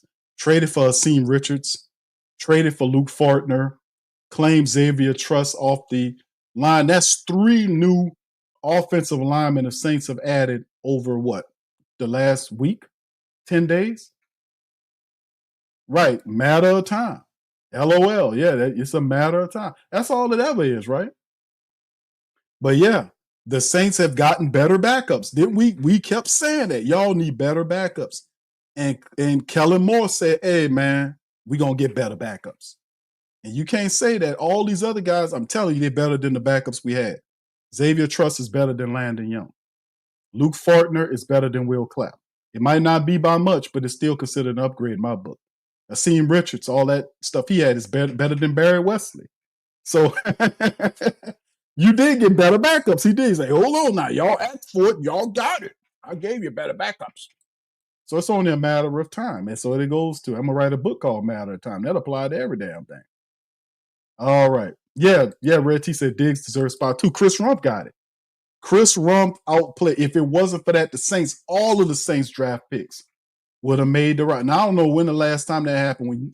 I don't know when the Saints took. I don't think the Saints ever took on 9 players or whatever, and then kept all of them. Hold on, I've never seen that happen. I never seen that happen, fam. Where the Saints took 9 players, and all of them. And the only reason why Fadil didn't make it because Chris Rump outplayed him and barely beat him out. But Fadil Diggs should have made it too. Kelvin Banks Jr. This is the Saints right here. This is the draft class. Kelvin Banks, get it on widescreen. Fam, listen, I don't know if y'all realize this or not, but this class here could be one of the top classes that in recent memory that we're gonna go down with. This was a beautiful draft class. I don't think we're putting a lot of love on this. Kelvin Banks is your starting left tackle. Tyler Shuck is the second quarterback and potential franchise QB. Vernon Brockton made the team and eventually is going to be a starter at the end position. Jonas Sanker, y'all know Jonas is the future of the safety position and would played hellified ball. Danny Stutzman, y'all already know. Quincy Riley, y'all already know. Devin Neal, you already know. And Matavo is the second string tight end, on the team right now behind Juwan Johnson. Only 2 tight ends, and Matavo's the number 2 guy. And Fadil Diggs just missed out because of Chris Rump. This class, I don't know if you realize it or not, but and they said, Q, what's up with all this trading of the picks and all this kind of stuff? The Saints are going to add to this class next year, and this is going to be phenomenal. This was a sensational draft class. All of these guys should have made the team. I mean, well, all of them did. Fadil just lost to Chris Rump. Barely. But if injuries hit, guaranteed Fadil Diggs is going to be on this team. This is how good the Saints draft class was. They did a wonderful job picking up these guys. They did a wonderful job doing that. Right? That's also, I don't know when there was ever a time the Saints had 9 draft picks and drafted all 9 people, and almost all of them made the team. So, and those guys good. Kelvin Banks is a dog. Tyler Shuck has a lot of potential. Vernon Brockton is a dog, but he's raw. He's going to be all right. Jonas, y'all already see it. Danny Stutzman, y'all see it. Quincy Riley, y'all already see it. Devin Neal, y'all see it. Matavo is not, he's Fadil and Matavo's 7-round draft pick, but they're not 7-round picks, if you know what I mean. these guys were supposed to be higher. Matava was supposed to be listed. He's supposed to be like a 5th-round pick. They fell to 7th. Saints had a wonderful draft. This Kellen Moore's first draft class was special. All of these damn guys almost on the team. Fadil just missed him. Fadil on the practice squad. I think that's phenomenal. Greg says, I really believe if Taysom Hill was healthy and ready, he would be QB1 for a few weeks. I don't think he'd be QB1, Greg, but I think he'd be in there playing his ass off, not at the QB position. Well, maybe at the RPO package, you probably could see him using that in some regard, because people ask Kellen Moore, about the Taysom thing, and we'll see. We'll see how it goes. But we won't see him until the Giants game. That's what I said before we even got the update. I said, man, people was asking me, Q, what's up with Taysom? When you think he'll be ready? I said he'll be more than likely. We'll see Taysom week 5 against the Giants, and that's exactly what it's probably going to end up being. A lot of people, which will be an improvement, because we thought a lot of people said in halfway portion of the season, a lot of people starting to feel his rehab's doing well, where we can probably see Taysom by the Giants game. We'll see. J-Rock said the biggest question marks for me as far as the position groups are the O-line and tight ends. Indeed. Yeah, the O-line is always something to talk about, the guard positions, I think in particular. Lloyd says Penning and Ruiz have consistently played with terrible technique, neither bending their knees while lacking power in the running game. Thank you, Lloyd. Appreciate that, bro. Very good comment right there, man. I agree. All right, KT. All right, KT at the gym. All right, I got all right, KT at the gym. All right, KT. All right, bro. I hit the wrong comment, brother. I hit the wrong comment. I was like, what y'all doing? What's going on up in here? What are y'all doing up in this chat here? Come on now. All right. Shout out to y'all. All right. Shout out to you, KT. I get you, brother. You're in there trying to get some work in. I got you, brother. All right. B Flat says the NFC South champs is here. That's right. B Flat. Talk about the Saints. I hope so, B Flat. All right. So anyway, J Rock says, Q, I'm a cookies and cream. And okay. All right. That we talking about. Yeah, I had some of that. We had some. I got all kind. Hey, I like them flavor ice creams, like the Reese's and stuff like that. Which was one I can't keep enough. My youngest son, likes mint. He liked the chocolate mint ice cream. He loves that, man. I bought some for him, he wouldn't even give me none. I'm like, bro, how I buy you ice cream and then you don't let me have none, bro? You kind of stingy, bro. How that work? That's kind of stingy. But I be having, but I like the Reese's, that, like, the different ones they be having there. The birthday, what's not the birthday cake, the wedding cake ice cream. They got some of the stuff they be rolling out. They'll roll it out at certain times of the year, and I be seeing it in there. They be having one left, and I'll be like, yeah, it is. Yeah, we love some ice cream over here. What's up, Tasha? All right, KT says, Q, we have 2 more spots open on the practice squad. Do we bring in another offense? Yeah, offensive lineman would help. I don't know about another receiver. It wouldn't be, or another old lineman would help. There's no doubt about that, bro. I wouldn't be upset about another lineman, or hell,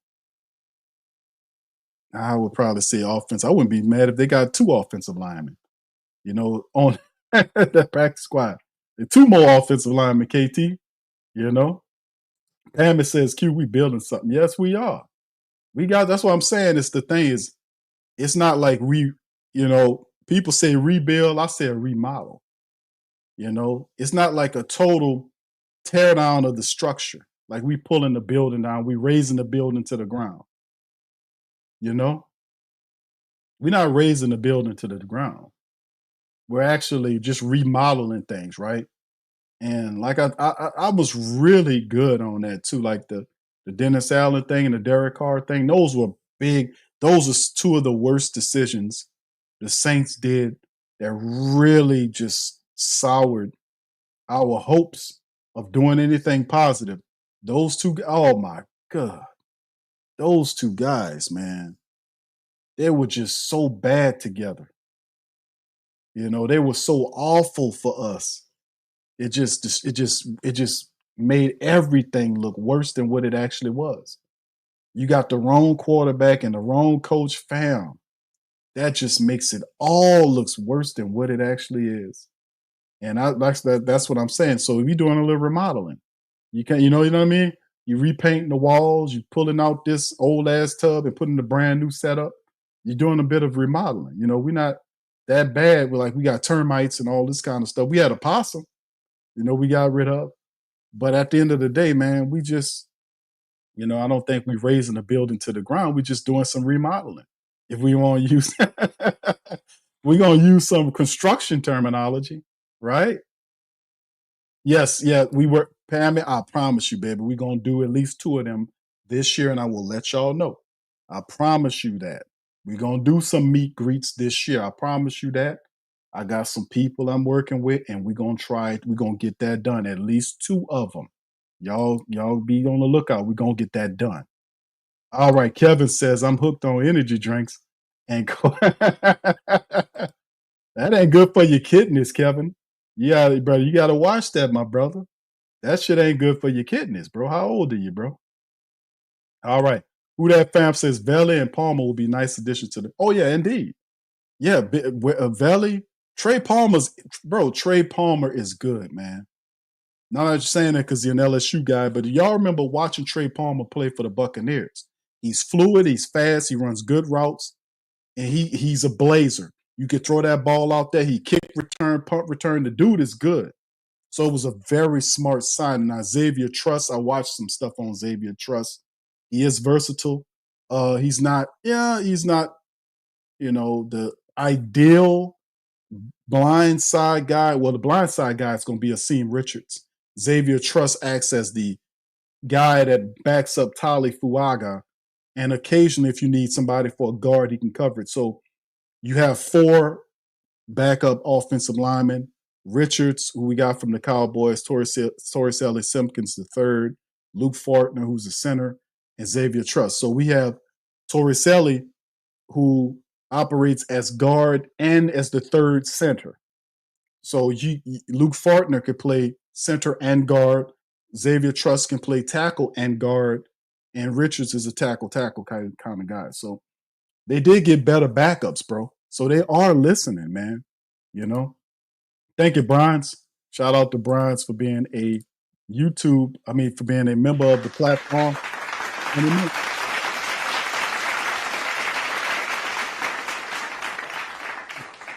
Shout out to you. All right, anyway, let's keep it moving, man. Any questions and comments, man? I'm going to keep it moving, keep on moving. What's up, Sonya? Shout out to my girl, Sonya, in the building. YO, big ups to brother YO in this thing. DGX, shout out to you, says, Q, I got a lot of Who Dats in St. Louis and turned them on to your show and like what they've seen. Thank you, DGX. Shout out to you, my brother, and thank you for joining becoming a Patreon member as well, brother. Thank you for that love, bro. And we thank you. Shout out to Who Dats in St. Louis.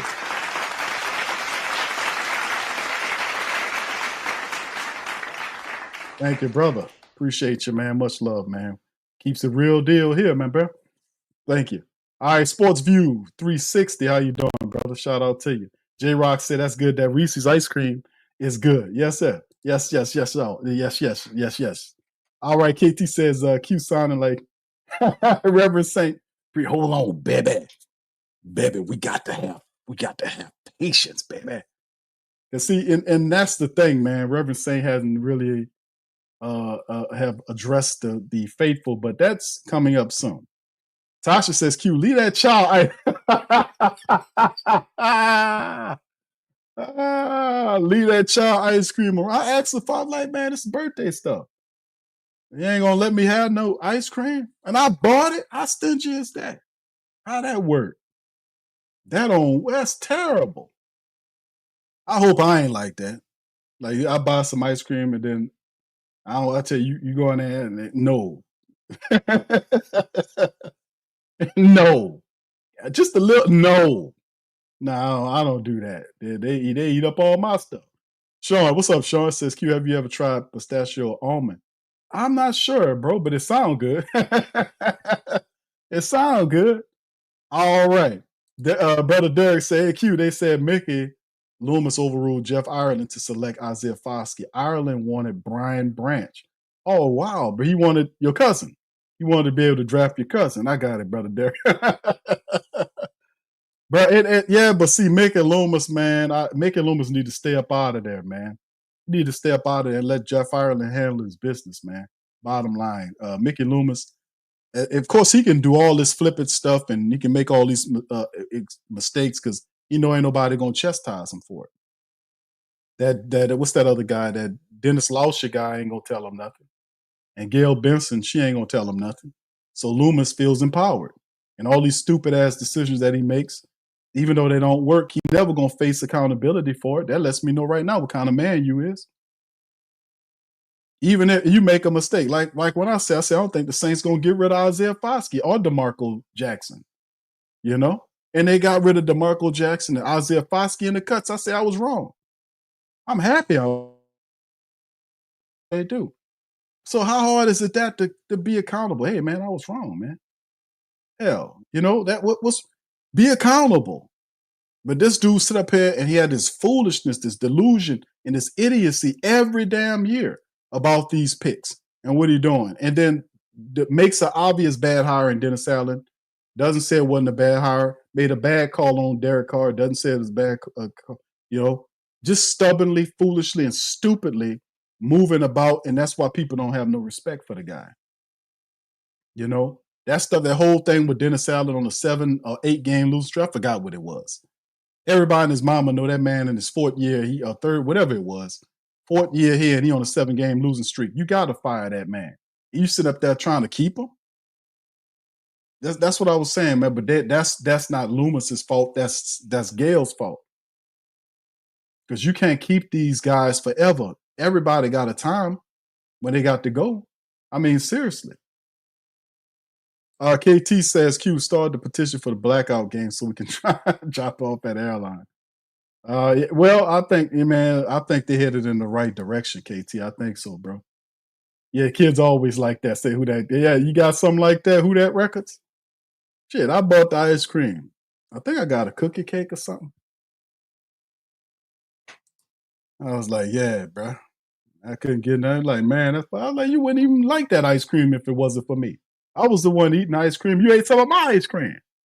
I'm going to leave the ice cream thing. Leave that boy ice cream alone, Q. All right, okay, all right. I'm going to leave it alone. Mr. O says, Q, how much gas in the tank you think Brandon Cooks has for us? I don't know, bro. He hadn't been Brandon Cooks hasn't really been a guy people have leaned on like his first several years in the league where he was that guy. He hadn't been that guy in a while. So I think how the Saints in turn are going to use him as a fourth wide receiver, potential third guy if one of the top guys get hurt, But I mean, if the Saints are keeping 6 wide receivers, I gotta think that there's a purpose for that, right? Because you have 4 or 5 guys, but there's a reason why you got 6. We know one of them going to be a kick return. Trey Palmer could kick return, but I could see 5 wide receiver looks from the Saints. Seriously. Who's going to be able to deal with those 5 wide receivers, all of them fast? That's a good 5. Rashid, Brandon, Chris, Devon Velli, Mason Tipton. I mean, that's a good 5 receivers. All of them can run. Who's going to keep up with that? You talking about spreading teams out to throw the ball. But I think the way they're going to use him, bro, Mr. O, I think we're going to be all right with Brandon Cooks. T-Roy says, what's up, Q? Do you think we met? He says, you think we met up well with the Cardinals? Do we measure? I think the Cardinals, like I said, a lot of these teams, bro, we're going to see. We're in a similar position to us last year, finishing last in the division. I know the Cardinals was like a last division team, the Giants, the Jets, the Patriots, the Titans. So we face a lot of guys that were not good last year, right? And I don't exclusively know why they weren't good, like where we were not good. I know our team wasn't good because we had the leadership.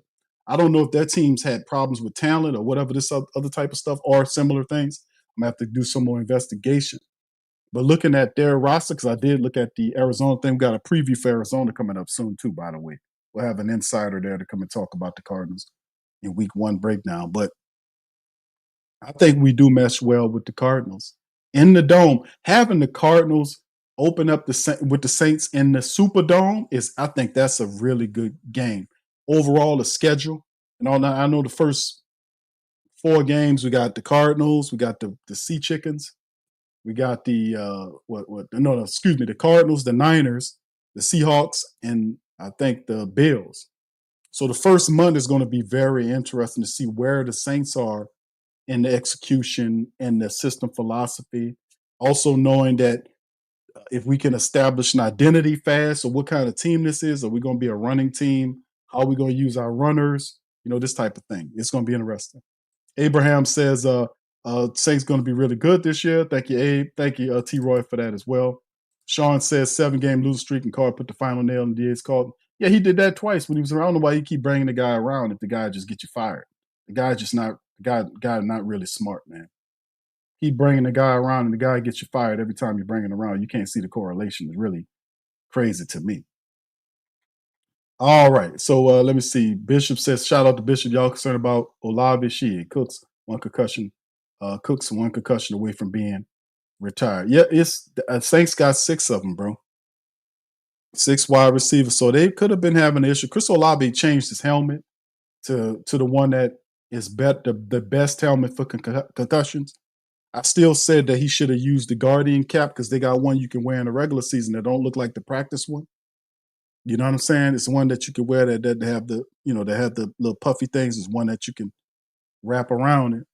And I say he should wear that for the rest of his life playing football because you can't. That's with any wide receiver, though. I don't want just the concussion thing is people are hitting this man in his head, as opposed to anywhere else. I mean, he ain't getting hit in the chest and he falling. He got all these weird injuries and these ailments. They're hitting, and that's why I keep wanting people to get this thought that Chris Olave's getting hit in his head. You can't stop a sumbitch from hitting you in your head, right? And that's how he's getting hurt. He's getting concussed because some bitches are hitting him in his head. So all he can do is get that helmet and put that Guardian cap on. That's what I keep telling him to kind of reduce that. He said he won't wear the Guardian, he'll wear the helmet. So he's trying a new helmet, and we'll see. He got 2 years remaining on his contract, so we'll see. Because he want that big money. They're estimating Chris Olave going to be making $19 million. If he balls out this year, stays healthy, Saints, he can have $19-20 million a year deal. Chris Olave can. He can get there. Shit, the final year of his year next year is over $15 million. So $19 million is pretty comfortable for Chris Olave, but also realize Rashid Shaheed has 1 year remaining on his contract this year, and Rashid's looking for a payday.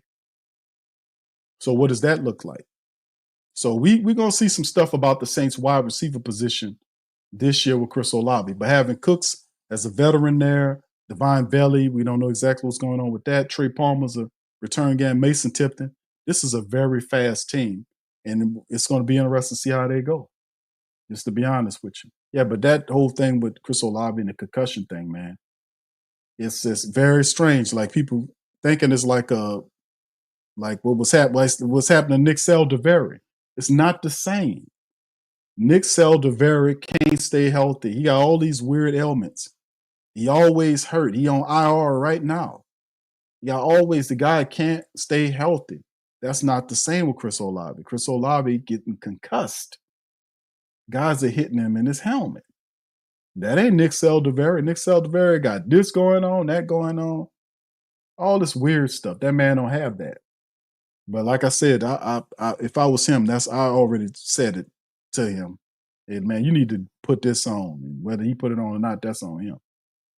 Derek says 49ers wide receiver situation is banged up. I've seen it, bro.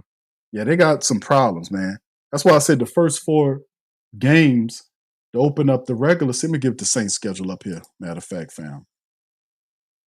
The first 4 games of the regular season, man, it's going to be interesting, to be honest with you, fam. The first 4 games, as you can see it on screen, let me see if I can superimpose this for the fam. Make sure I get this a little. There you go. That looks a lot better, don't it? All right, so yeah, that's the first 4 games. It's the group of games for September. You see the Arizona home games for Arizona, up against Arizona and San Fran, Saints at home. These are winnable games, fam. The 49ers are banged up, and usually you can get wins out of some of these teams because their stuff ain't already all together. It's going to be interesting, man, to say the least, man. I just, to me personally, I see it differently. But the Arizona game, to me, is very winnable at home. The 49ers game is very winnable at home. The Seattle game, to me, has some difficulty because that'll be the Saints' first road test of the new year, and they're going up to the 12th man, right? To go play Seattle. This ain't the same Seattle team that we know. We know that Geno is with the Raiders now. They have some changing going on up there. Clint Kubiak's running that offense. They also, y'all know they cut MVS. MVS got cut. He didn't make the cut with Seattle.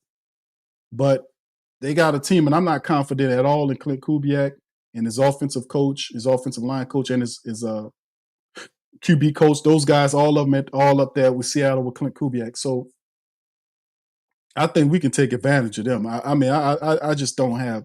I done lost whatever respect I have for Clint Kubiak's offense because he's boring. He's bland. He's a guy that don't adapt well. And if you start forcing him to think about what he needs to do, he don't do it well.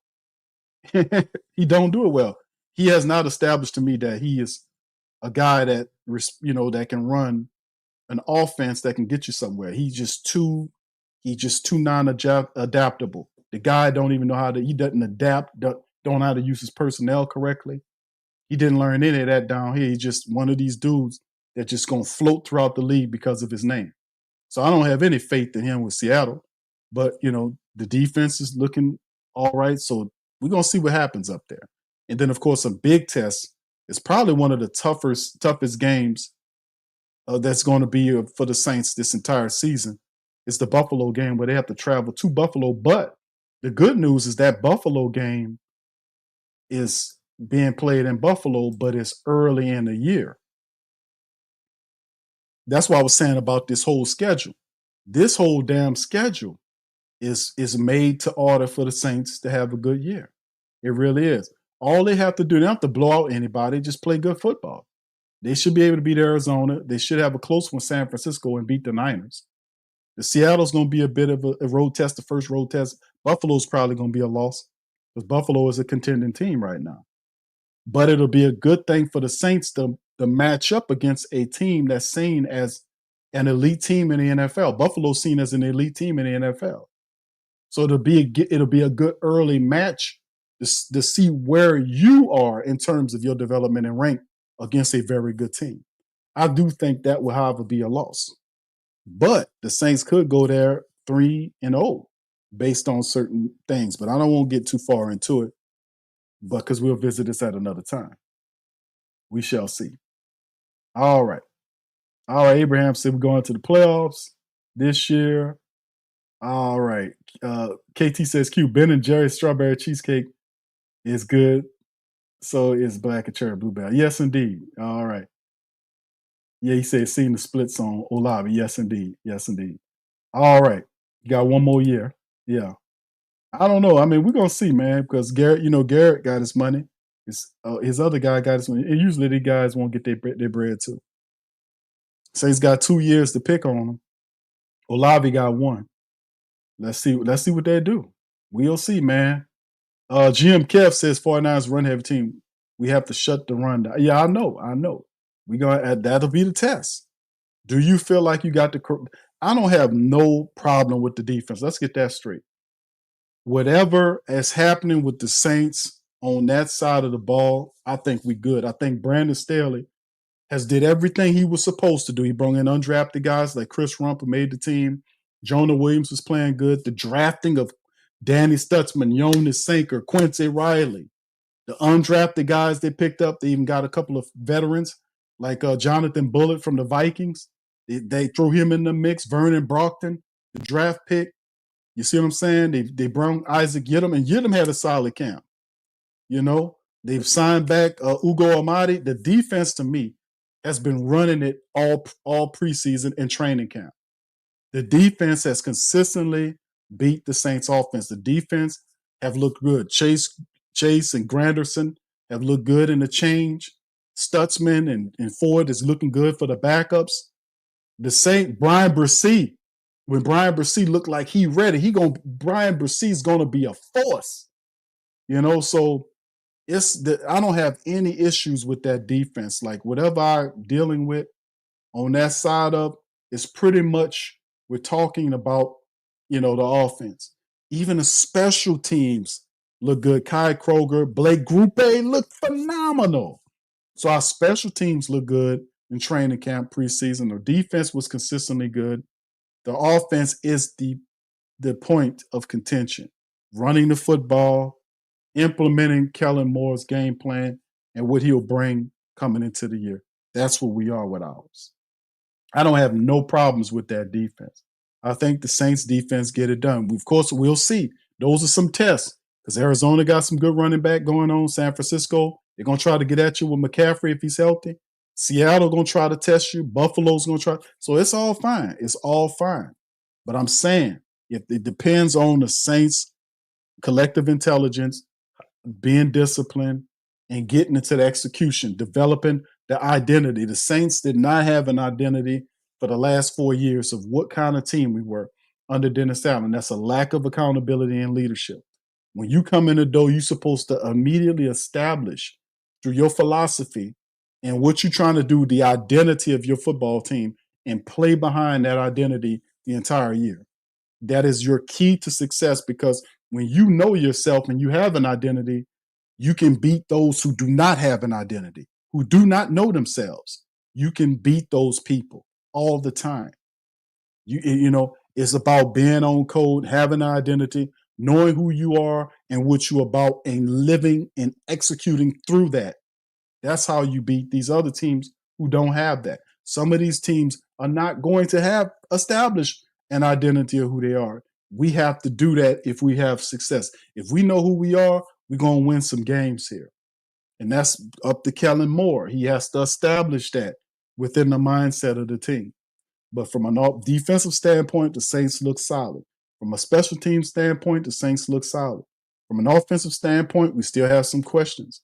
But I do respect what Kellen Moore is doing insofar as adding all of these backup offensive linemen, claiming Trey Palmer to improve the wide receiver room, and immediately didn't stop with that, got Palmer and put Cedric Wilson on the practice squad, moving Matavo into the into the second string tight end position, getting him involved while Matavo's there, because they got a good look at Matavo toward the back end of the preseason. He's a big target. You got to get Matavo in there because he's huge. 6'8", 260 in the red zone. Just throw the ball up, So I can respect what they're doing. We just got to see if they can execute and complete it, All right. Desi said no Neapolitan, butter pecan. All right. I do like butter pecan too. I do like butter pecan. Right now, they got a lot of good ones. I done started a whole ice cream conversation out there, baby. Being greedy. Yeah. But see, you know what? All this ice cream talk was because of the fact that we hearing these terminologies about vanilla, the offense being vanilla. And so I said, okay, since we want to talk vanilla, we're going to talk some chocolate and some strawberry. We're going to talk about Neapolitan, baby. They got everything up in there. You can have all three at once, baby. Neapolitan. Then also we got into the Bluebell thing because I'm greedy and started talking about other stuff. Yeah, oh, man. Yeah, man. Yeah, you know what's really good, man? You get you some ice cream, you get you one of them, some waffle cones. Y'all like waffle cones? I like, who like waffle cones in here? You put you some of that in them waffle cones, baby, and go to work. Go to work, baby. Yeah. So yeah, I'm gonna stop talking about ice cream now. All right, stop talking about ice cream. Kevin says, can the O-line hold up? Ruiz is a issue, Q. Indeed, he is a problem. I hope Kellen Moore sees Ruiz as an issue. And listen, we have somebody that if either one of these guys struggle, we can right now the best guard backup you have is Torricelli Simpkins III. So Torricelli is operating as a backup guard for Dylan Redunce as well. If you need him to play Ruiz's slot. But I don't know if Ruiz is hurt or what's going on, but I know that his technique is bad. You know, it's just he's not a good guard. And he's pencil. And what's going on is that he's getting lost in the sauce, meaning people don't now that we starting to talk about it, but I've been talking and telling y'all about Ruiz because he constantly flashes on tape. Like in the preseason game, he struggled against the second team. People are like, what is he doing struggling? He's supposed to be a first level guard. You're supposed to be struggling against backup players. What are you doing? Yeah, but Ruiz don't give up no sacks. Q, man, that's bullshit. Ruiz might not be giving up no sacks, but he sure opened the door for the pressure to come running there to flush the quarterback out to an incompletion. We don't need that. We need a guy that's going to get down and push and run. We got to run behind these guards. These guards are going to have to step up. They can't pity-pat with these defensive linemen. We got to get somewhere. So if the guards struggle, and that's a problem, because the Saints show didn't take no offensive linemen. That was something that's out of all of the draft picks this year. The Saints show didn't take no linemen in the draft. That was something that I thought they would take. The Saints didn't take any offensive linemen in this draft this year. But Torricelli Simpkins is good. Easton Kilty, a lot of people think Easton Kilty can also be good. He just need more time. Torricelli Simpkins is a natural. So we'll see. But yeah, it is definitely the case, bro. I'm not really confident in Cesar Ruiz. Dylan Redunce is a guy that played the guard position before. He's serviceable. But the kind of push we need, we're going to see, bro. We're going to see how it goes, man. The film don't lie. Hey, you talking now, Q. All right. Thank you, bro. All right. Yeah, he looks like a guard. He looks like, yeah, he is. But the thing is, too, I didn't like how the Saints kind of try to cross-train him as opposed to let him be competition for Trevor Penning. I thought that was a disservice because Penning will probably perform better if you don't just give Penning the job. It was supposed to be a competition for the guard spot. The Saints gave the job to Penning. They just gave it to him and then moved Redunce, who was supposed to be the guy competing with him, tried to cross-train him at blindside tackle. That was crazy. That was insane. No, let them compete. Let them compete. But they're trying to validate Trevor Penning's draft status. They're trying to find a spot for him to play, even though he might not be, he ain't better than, Trevor Penning is not better as a guard than Torricelli Simpkins. He's not better as a guard than Dylan Redunce. It's just not. It's just not. He's just not. He's not there. So I hope that they see that and be like, okay, we did what we can do. There's no dishonor in being a swing tackle, even though you don't need them to do that now because you just picked up a bunch of people. But at the end, bro, I don't know if you can fix that. You can't, you got two tackles and that's better than him. Kelvin Banks and whatchamacallit. Now, if the Saints really felt like something, and I knew when Kellen Moore came in the door, he was like, yeah, my bookends is Tolly, moving Tolly to right and drafted Kelvin Banks Jr. Some people thought Kelvin Banks could play guard too, in which he can play guard. So a lot of people thought at first that they would have Penning right tackle, then you would just have him to kick into guard. And that would have been something to have them two guys on the same side of the field. But in the end, they elected to make them the tackles. And that would be a position that the Saints focus on the draft next year. Watch and see. Next year's draft, the Saints will focus on guard play. Watch. They're going to focus on getting guards here, right? You're going to see. Because that's the thing. They had a phenomenal draft this year. Next year will be more guards. They're going to focus on some offensive linemen. Bishop says Rattler about to get in there and cut it up. Going to make Gangsta Grills. Wish he used that second-round pick on someone else other than Tyler. All right. Thank you, bro. All right. Desi said, hopefully we can draft well again. Yeah, we will. This wasn't no. They had 9 picks and they got them all right. Fam, like I said, I'm gonna keep saying that all over again. Let me put them up because there it is right there. Fam, they had the Saints drafted. They had 9 draft picks. They did not trade. And this was the phenomenal thing about this draft that I cannot overstate. They had 9 draft picks. They did not trade any of the picks. They drafted all 9 players. They drafted all 9 players. They drafted all 9 players on some Umar Johnson type shit. They drafted all 9 players, and all 9 of them almost made the team, except for Fadil Diggs, who was slightly beat out by Chris Rump II. And Fadil Diggs should have made the team on the practice squad. When the last time you seen the Saints do that? And not just they say, okay, Q, they just put them on the team. No, all of these guys, you seen them, they could play. Kelvin Banks Jr. could play. Tyler Shuck is looked at as the franchise guy in the future. Vernon Brockton's raw, but he can play. Jonas Sanker's a beast. Danny Stutzman's a beast. Quincy Riley's a beast. Devin Neal, you seen him. He's good. This guy was a 6th-round pick, all-time leading running back from the University of Kansas. He's your 3rd string running back now. Matavo, who was considered a 4th or 5th round tight end prospect in the 7th round, Saints got him. He is number 2's tight end right now, and Fadil's on the practice squad. And he could have beat easily. It was a toss-up between Chris Rump and Fadil Diggs.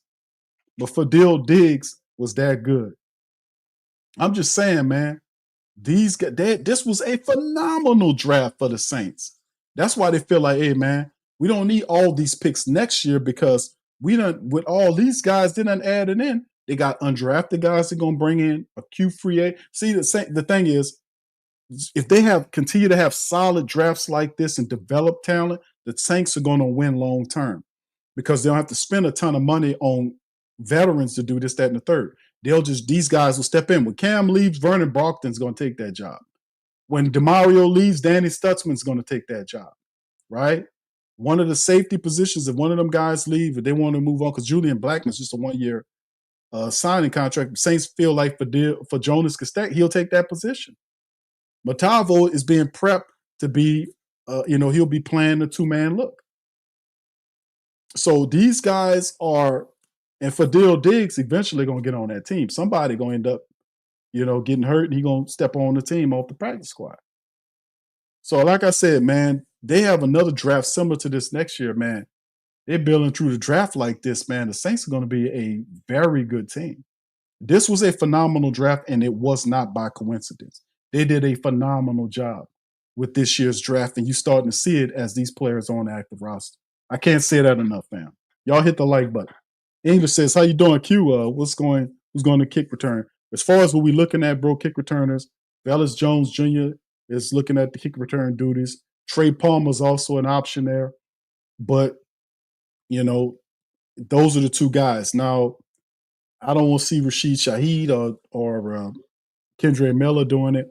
But as for we'll be looking at the returners, it appears to be Velus Jones and possibly Trey Palmer, who the Saints just picked up, who also has very good special team application. Thank you, bro. All right. Tasha says, Q, now you making me want to go to yeah. And HEB and get Sean and I some ice cream. You are such a bad Hey, but hold on, Tasha. That's not on me. That's on the Saints, baby. The Saints talking all this vanilla playbook and all this old stuff. And I said vanilla. Y'all talking vanilla? Hold on here. I don't like regular vanilla, but I like Bluebell homemade vanilla. Yeah, shit. I like that. And then we started talking. I was like, hold on. Let's talk. We don't know. So I just started using ice cream vernacular, baby. That's what I started doing. So I started saying, okay, we don't want to see vanilla stuff. How about some Neapolitan, baby? Let's get that going on. Let's see how that looks. So what's the opposite of vanilla offense? Neapolitan. And that's how that shit went. All right, but sorry, Ty. I'm sorry y'all got to go buy all this ice cream. I'm sorry. I even threw waffle cones up, and I don't know what's going on. I threw a cookie cake in there. Y'all pardon me. Who got Cold Stone? What you call it? Cold Stone Creamery? I don't think they call that no more. where I'm at is something else. I think they combined it with the American Cookie Company. I think the American Cookie Company, where I used to buy them, I buy cookie cakes. My boys love cookie cakes for their birthday. Then they have the ice cream company is merged with them. I think it's Cold Stone and something else now. I don't know. But yeah, man, them people high, man. So I'm like, yeah. So I had to start looking at. I don't even like shopping at Walmart. I start buying my cookie cakes from over there, man. People be high with a cookie cake. Sheesh. But yeah, cookie cake and ice. You know what? That's enough of that. I promise I'm not talking about the ice cream or the cookie cake or the waffle cones anymore, baby. That's it.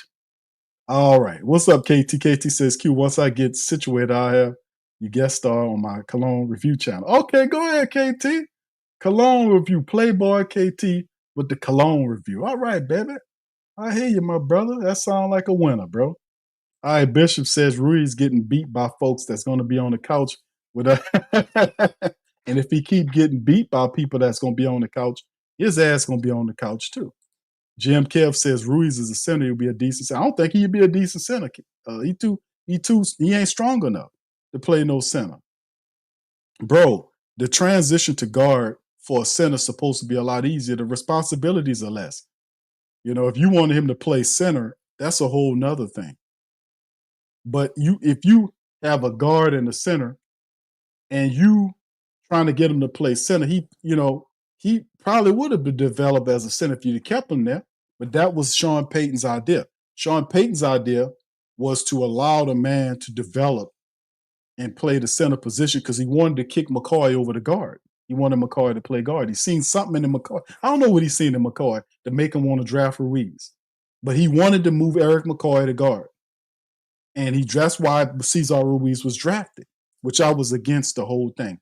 Because I was like, you don't draft a young offensive lineman in the center of your team when you have a quarterback like Drew Brees, because Drew was the quarterback who could not move. Drew could not move at all. He could not get out of harm's way. You don't want to have that issue. And when I said this is a bad thing. So when they drafted the guy and we got into the season, he got beat by Katavius Street, and Drew was trying to throw the ball, and Katavius put every bit of his 325 pounds on top of Drew Brees and crushed his little bitty tail up. That he beat Cesar Ruiz badly. Ruiz was so beat on that play, he couldn't even grab Street and hold on to him. That's how bad he got beat. I mean, the guy is just like, man, it was a bad bet. But Cesar Ruiz, they kicked him to guard. They thought they can hide him there and say, well, you could play guard. But he struggled the first 2 or 3 years. Then when he got close to his contract, he had a decent year. He was motivated to do better because he wanted to payday. As soon as they got the money, he went right back to what he was. A guy that's not sound with his technique. And he be hearing it on, I'm hearing it, but he be hearing people telling him he not that good.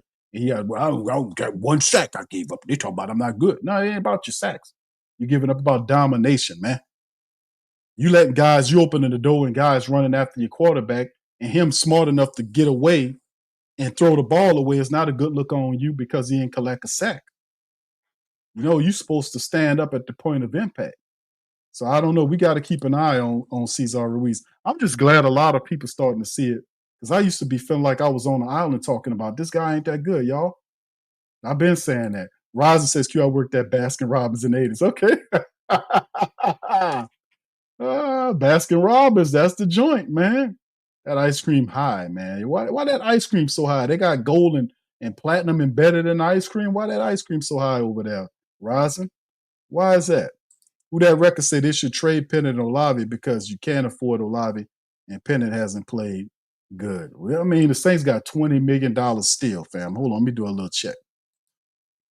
Let me do a quick check on that. Let me check out the Saints still got $20-something million in cap money, fam. I mean, they still got money, even though they're making these moves.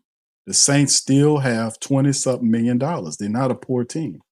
I want to see, let me see, maybe.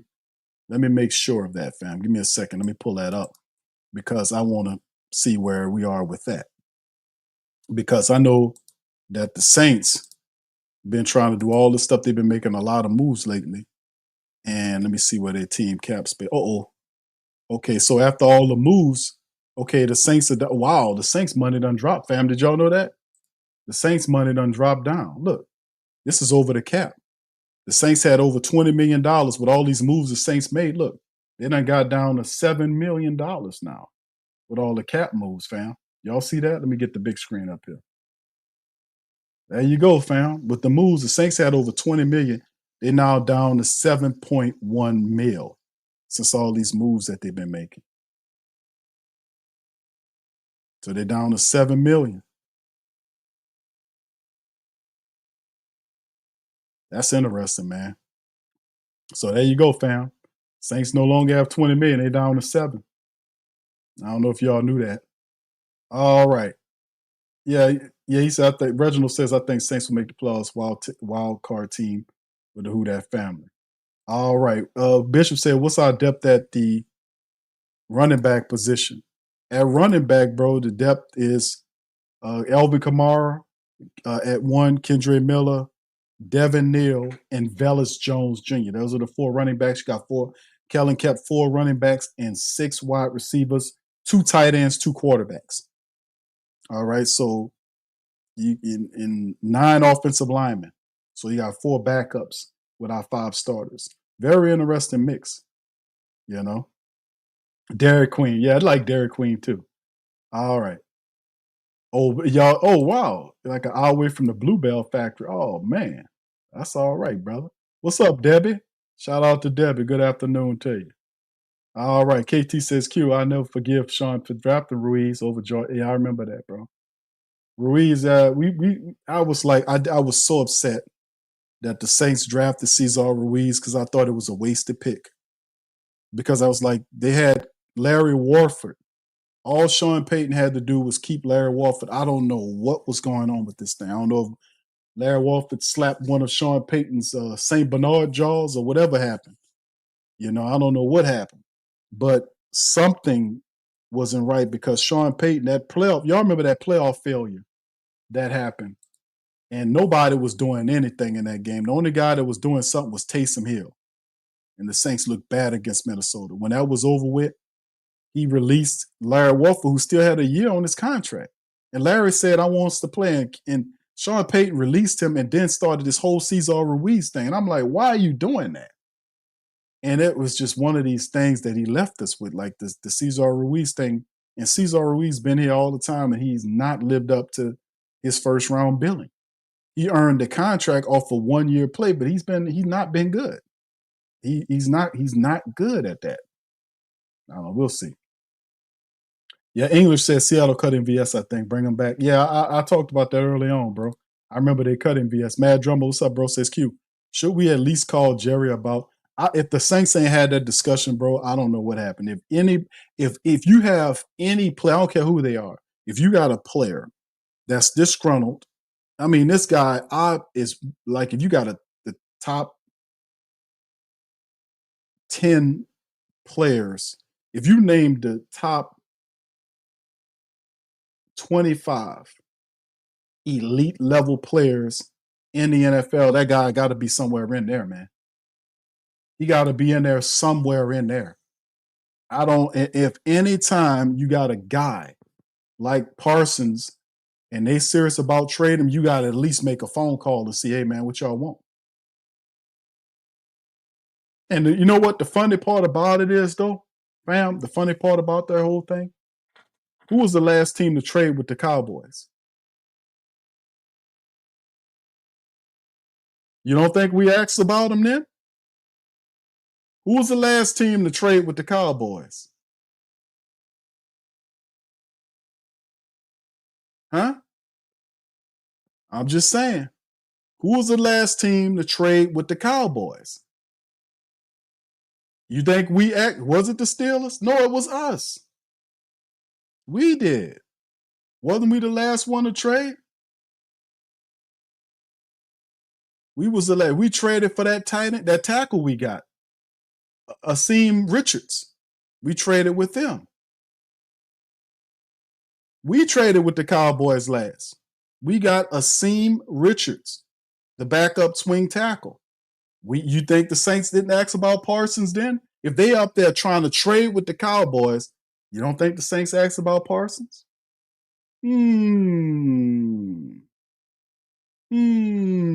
That's right. That's right, Tasha Buckham. That's right, Tasha Buckham. Just saying. Right, boss man? Boss man said, yep, the lineman. Yep. I'm just saying. If we trading with the Cowboys for Richards, Akeem Richards, the swing tackle, the Saints traded with the Cowboys. We're the last team to literally trade with these folks. We not asking them about what's up with Parsons. Just saying. Just saying. It's interesting. We'll see. But I don't think Parsons going. And like I said, fam, remember I talked about this thing with Trey Richardson. And I said, we talked about, people say, Q, you think the Saints should go after Trey Richardson? I said, yeah. Richardson would make a lot of sense for the Saints because he's an elite level defensive end. You have to move some stuff around, but Richardson would be interested. And I said that Bengals is not going to trade Richardson. They saber rattling. They're going to ultimately pay him his money, and that's exactly what they did. The Commanders did it with Terry McLaurin. That offense is not the same if Terry McLaurin is not in there with Jaden Daniels. They have a synergy, a chemistry. Those two guys have something they special in that offense. So you got to pay them. So you're going to try to hold them out as long as you can. And they did the same thing with Trey Richardson. Trey Richardson probably didn't get what he wanted, but he got damn near close to it. The whole Jerry Jones fiasco is ego-driven. It's something dealing with Jerry Jones. Then he sneaking behind the back, talk to the player over the agent, this type of thing. You don't do that. That's bad business, Jerry. You'd be offended if they did that to you. So at some point, I expect Jerry Jones to sign Parsons. But I ain't no doubt about it in my mind that if I'm the Saints and I go and I trade with the Cowboys to get Akeem Richards, I'm not asking them about, okay, now that we got that done, what you know about Parsons? What y'all want for Parsons? No way. Parsons is not going nowhere. I hear the stuff they got rumors about him in Green Bay, all that bull. Man, the people are not going to give Parsons to Green Bay. This is a saber rattle move by Jones. If they was going to trade that man, they would have been traded him by now. This is a wait out move. That's why I said about Trey Henderson that they were saber rattling. They got personal with Jerry Jones and his agent person. But you got to get back to business. It's not personal. This is business. That guy makes that team a threat. He's an elite level player in absolute, I ain't gonna say even in his prime, because you can see that guy could get a lot better than what he can get better than what he is now. But he's an elite level player. You have to pay those guys. So Jerry Jones, man, eventually he ain't gonna like it, but he gotta pay Parsons, man. Like it ain't something that a guy has an elevated value of himself and not the stats to back it up. Parsons got the stats to back it up. Your team not the same if he's not out there. He's a game changer. And then Jerry said, well, I got this guy under contract. He got to come back and play. Yeah, you got him under contract, but is that how you really want to play it? The guy wants his money. Why not pay him? Just give him his money and throw all his personal garbage out and get back to football, because that's what the support base want to see.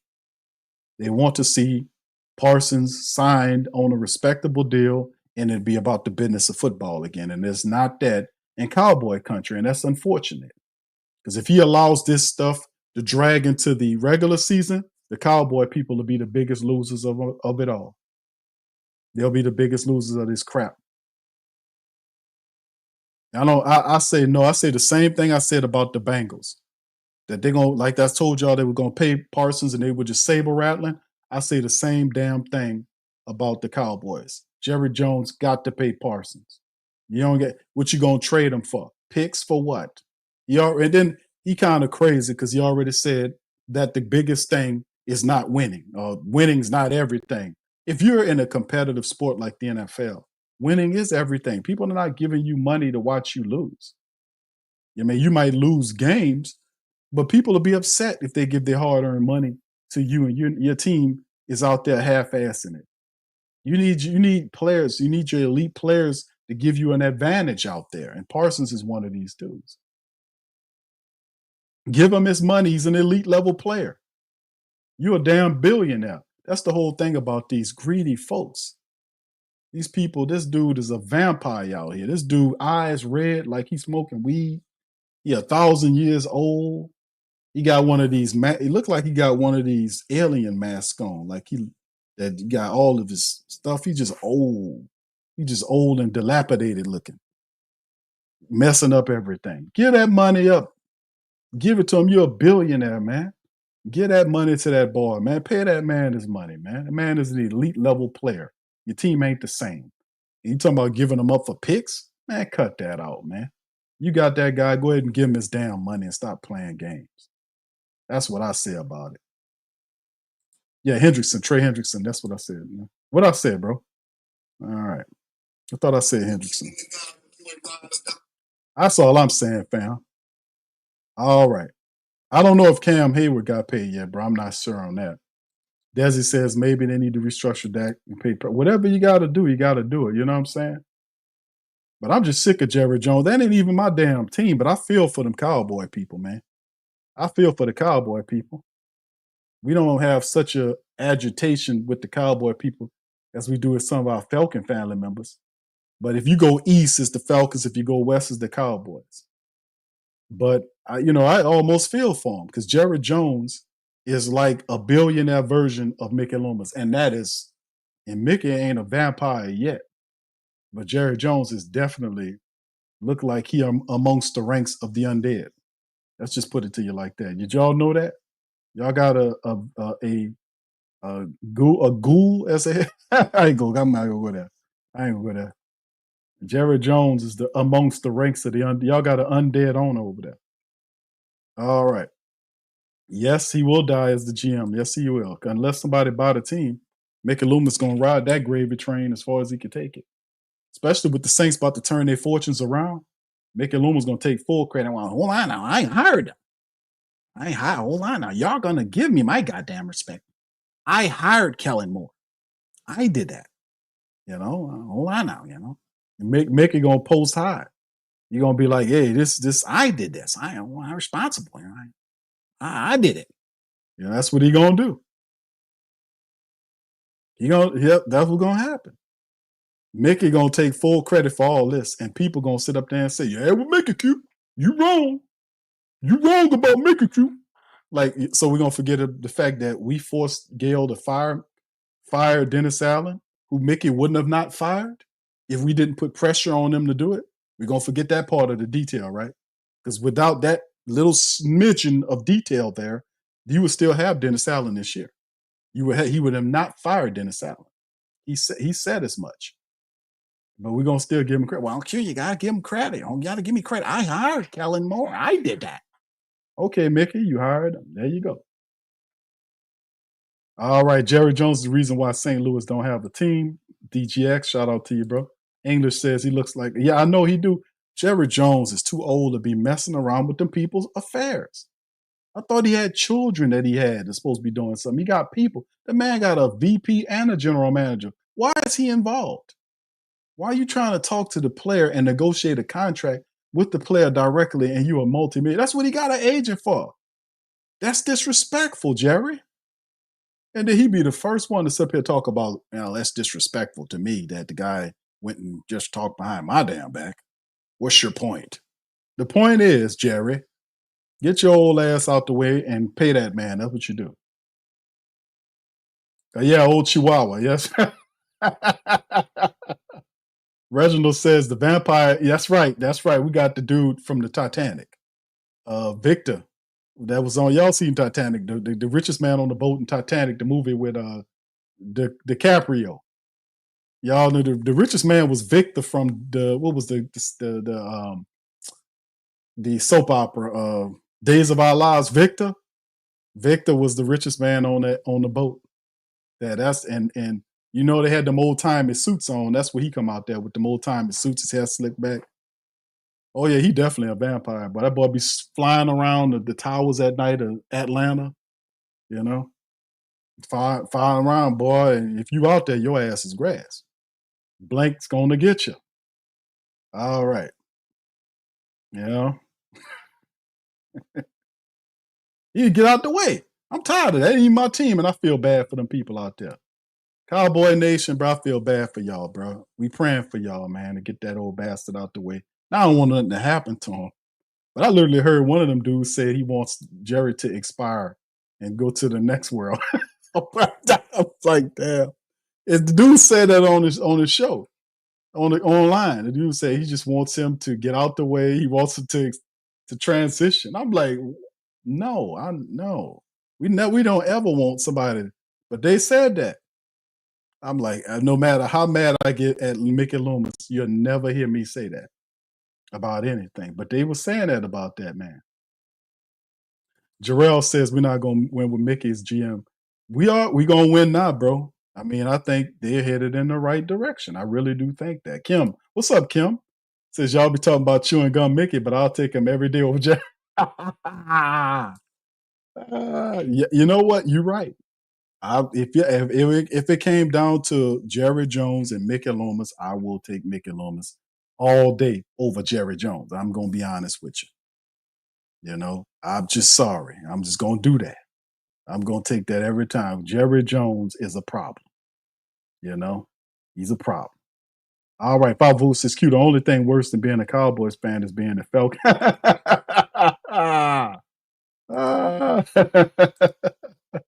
Count Blankula. That's right. Y'all got it. That's right. Flying around the town looking for people. Pull homeless people missing and shit. Got to cover up their necks at night. KT says, Q, Slick Mickey likes plain generic store brand, but no, he do. But gourmet clam chowder, he loves that shit. And orange juice. He ain't lying. That's right. All right. Yeah, that's it. Yeah, that's why we gotta live in the gym in New Orleans. Everything food. Yeah, it is. Food's good down here. It is. We got to back up off that table, though. That's what I'm saying. But anyway, listen, fam, we're gonna get ready to get on up out of there, man. I hope y'all enjoyed yourself. Do me a service, hit that like button. Hit the like button. If you're not a subscriber, also feel free to sub up to the Coma. We've been this thing. I know I'm a little early than my regular time to talk to the family members, but I had a little extra time. My schedule's a little different nowadays. So I'll be kind of having an opportunity to jump on when I can to talk about the Saints. So I hope y'all guys enjoyed the stream today. Hit that like button, hit the sub button if you're not a sub. Also, the share button is also cool, and notification bell as well. Support our sponsors. Links in the description section below. Check out our website, thewhothatdaily.com. We in here putting in some good work. And shout out to our membership family, our YouTube membership and Patreon champion membership. We're going to keep this thing moving and grooving, man. We're going to be adding some more stuff to the Patreon side. We open up with the talk show and talk about more of the trending topics as well. The stuff that we mentioned. I got some good feedback from the family members via Patreon and direct message about some covering trending topics and stuff like that. If y'all have any more ideas, I had a lot of ideas already, but if you have any more ideas for that, please feel free to share them at our email at the PRO Media Network at gmail.com. That's the THEPRO Media Network at gmail.com. Just subject it as show idea or trending topic to cover, and we'll also do that as well. All right. He said, when will Robbie join us? You talking about my boy? We'll probably see down the line, man. He'll pop up there and talk about him, man. We'll see. I know we got Pops. It's a family affair. You got the sons, you got the Pops. It's a family affair at the Coma, right? All right, it is, man. All right, so anyway, with that being said, I'm going to get on out of it. I appreciate y'all, man. I thank y'all, man, for the donations and the support. And I love y'all. I appreciate y'all. Hope y'all have a good rest of your day. And I'm going to holler at y'all tomorrow. Much love. Who that to you. Peace. Yeah. Huh? Boogie Boogie like Benson, I'm a Who Dat. I'm a Who Dat. Long as I'm living, I'm a Who Dat. Lose or winning, I'm a Who Dat. Sports Coma, yeah, this is where we do that. Where we do that, where we do that, where we do that, where we do that, where we do that. Boogie like Benson, I'm a Who Dat. I'm a Who Dat. Sports Coma, this is where we do that. Where we do that. Welcome, welcome, welcome. Somebody please better help. Running this thing like elf. I thank God every day I'm not a felt. Go to YouTube live with Big Q and the guys. If you ain't ride or die, the bandwagon get flipped. Been marching in, that was way for the ring. I was yelling out your chain for the championship. Bucking on town, duck down. Falcons, pluck, get shut down. Panthers ain't much touchdown. The vision really belong to us now. So much hate on the Saints, you could probably tell. Ever since Bounty Gate hit the NFL, when things seem fishy, then you probably smell the crooked referees on Roger Goodell. Yeah, money like this, and I'm a Who Dat. Every day I'm living, I'm a Who Dat. Lose or winning, I'm a Who Dat. It's the Sports Coma, this is where we do that. Where we do that, where we do that, where we do that, where we do that, where we do that. Boogie like this, and I'm a Who Dat. It's the Sports Coma, this is where we do that. You're listening to the Sports Coma with Big Q and the guys on the PRO Media Network.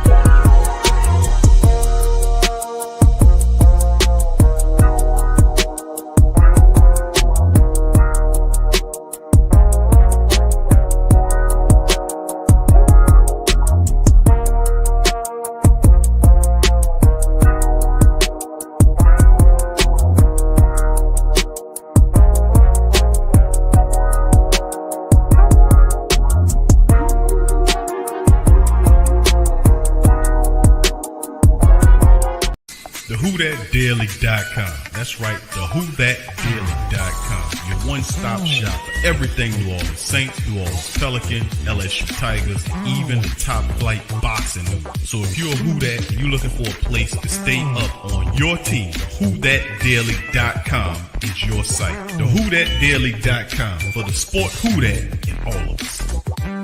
That's right, the Pro Shop is the platform store where you can go and buy all the latest merch to support the platform. Available at the Pro Shops, we have dozens of hundreds of products available for you and your family. Unisex tees for men and women, hoodies and sweatshirts, tank tops, kids and baby items, long sleeve tees, mugs, pillows, wall art, bath bedding, face masks, phone cases, stickers, bags, fanny packs, socks, hats, and many other items. Please feel free to check out the Pro Shops. The link is in the description section below. And remember, it helps the platform continue to grow. Check out the Pro Shop and Who Dat.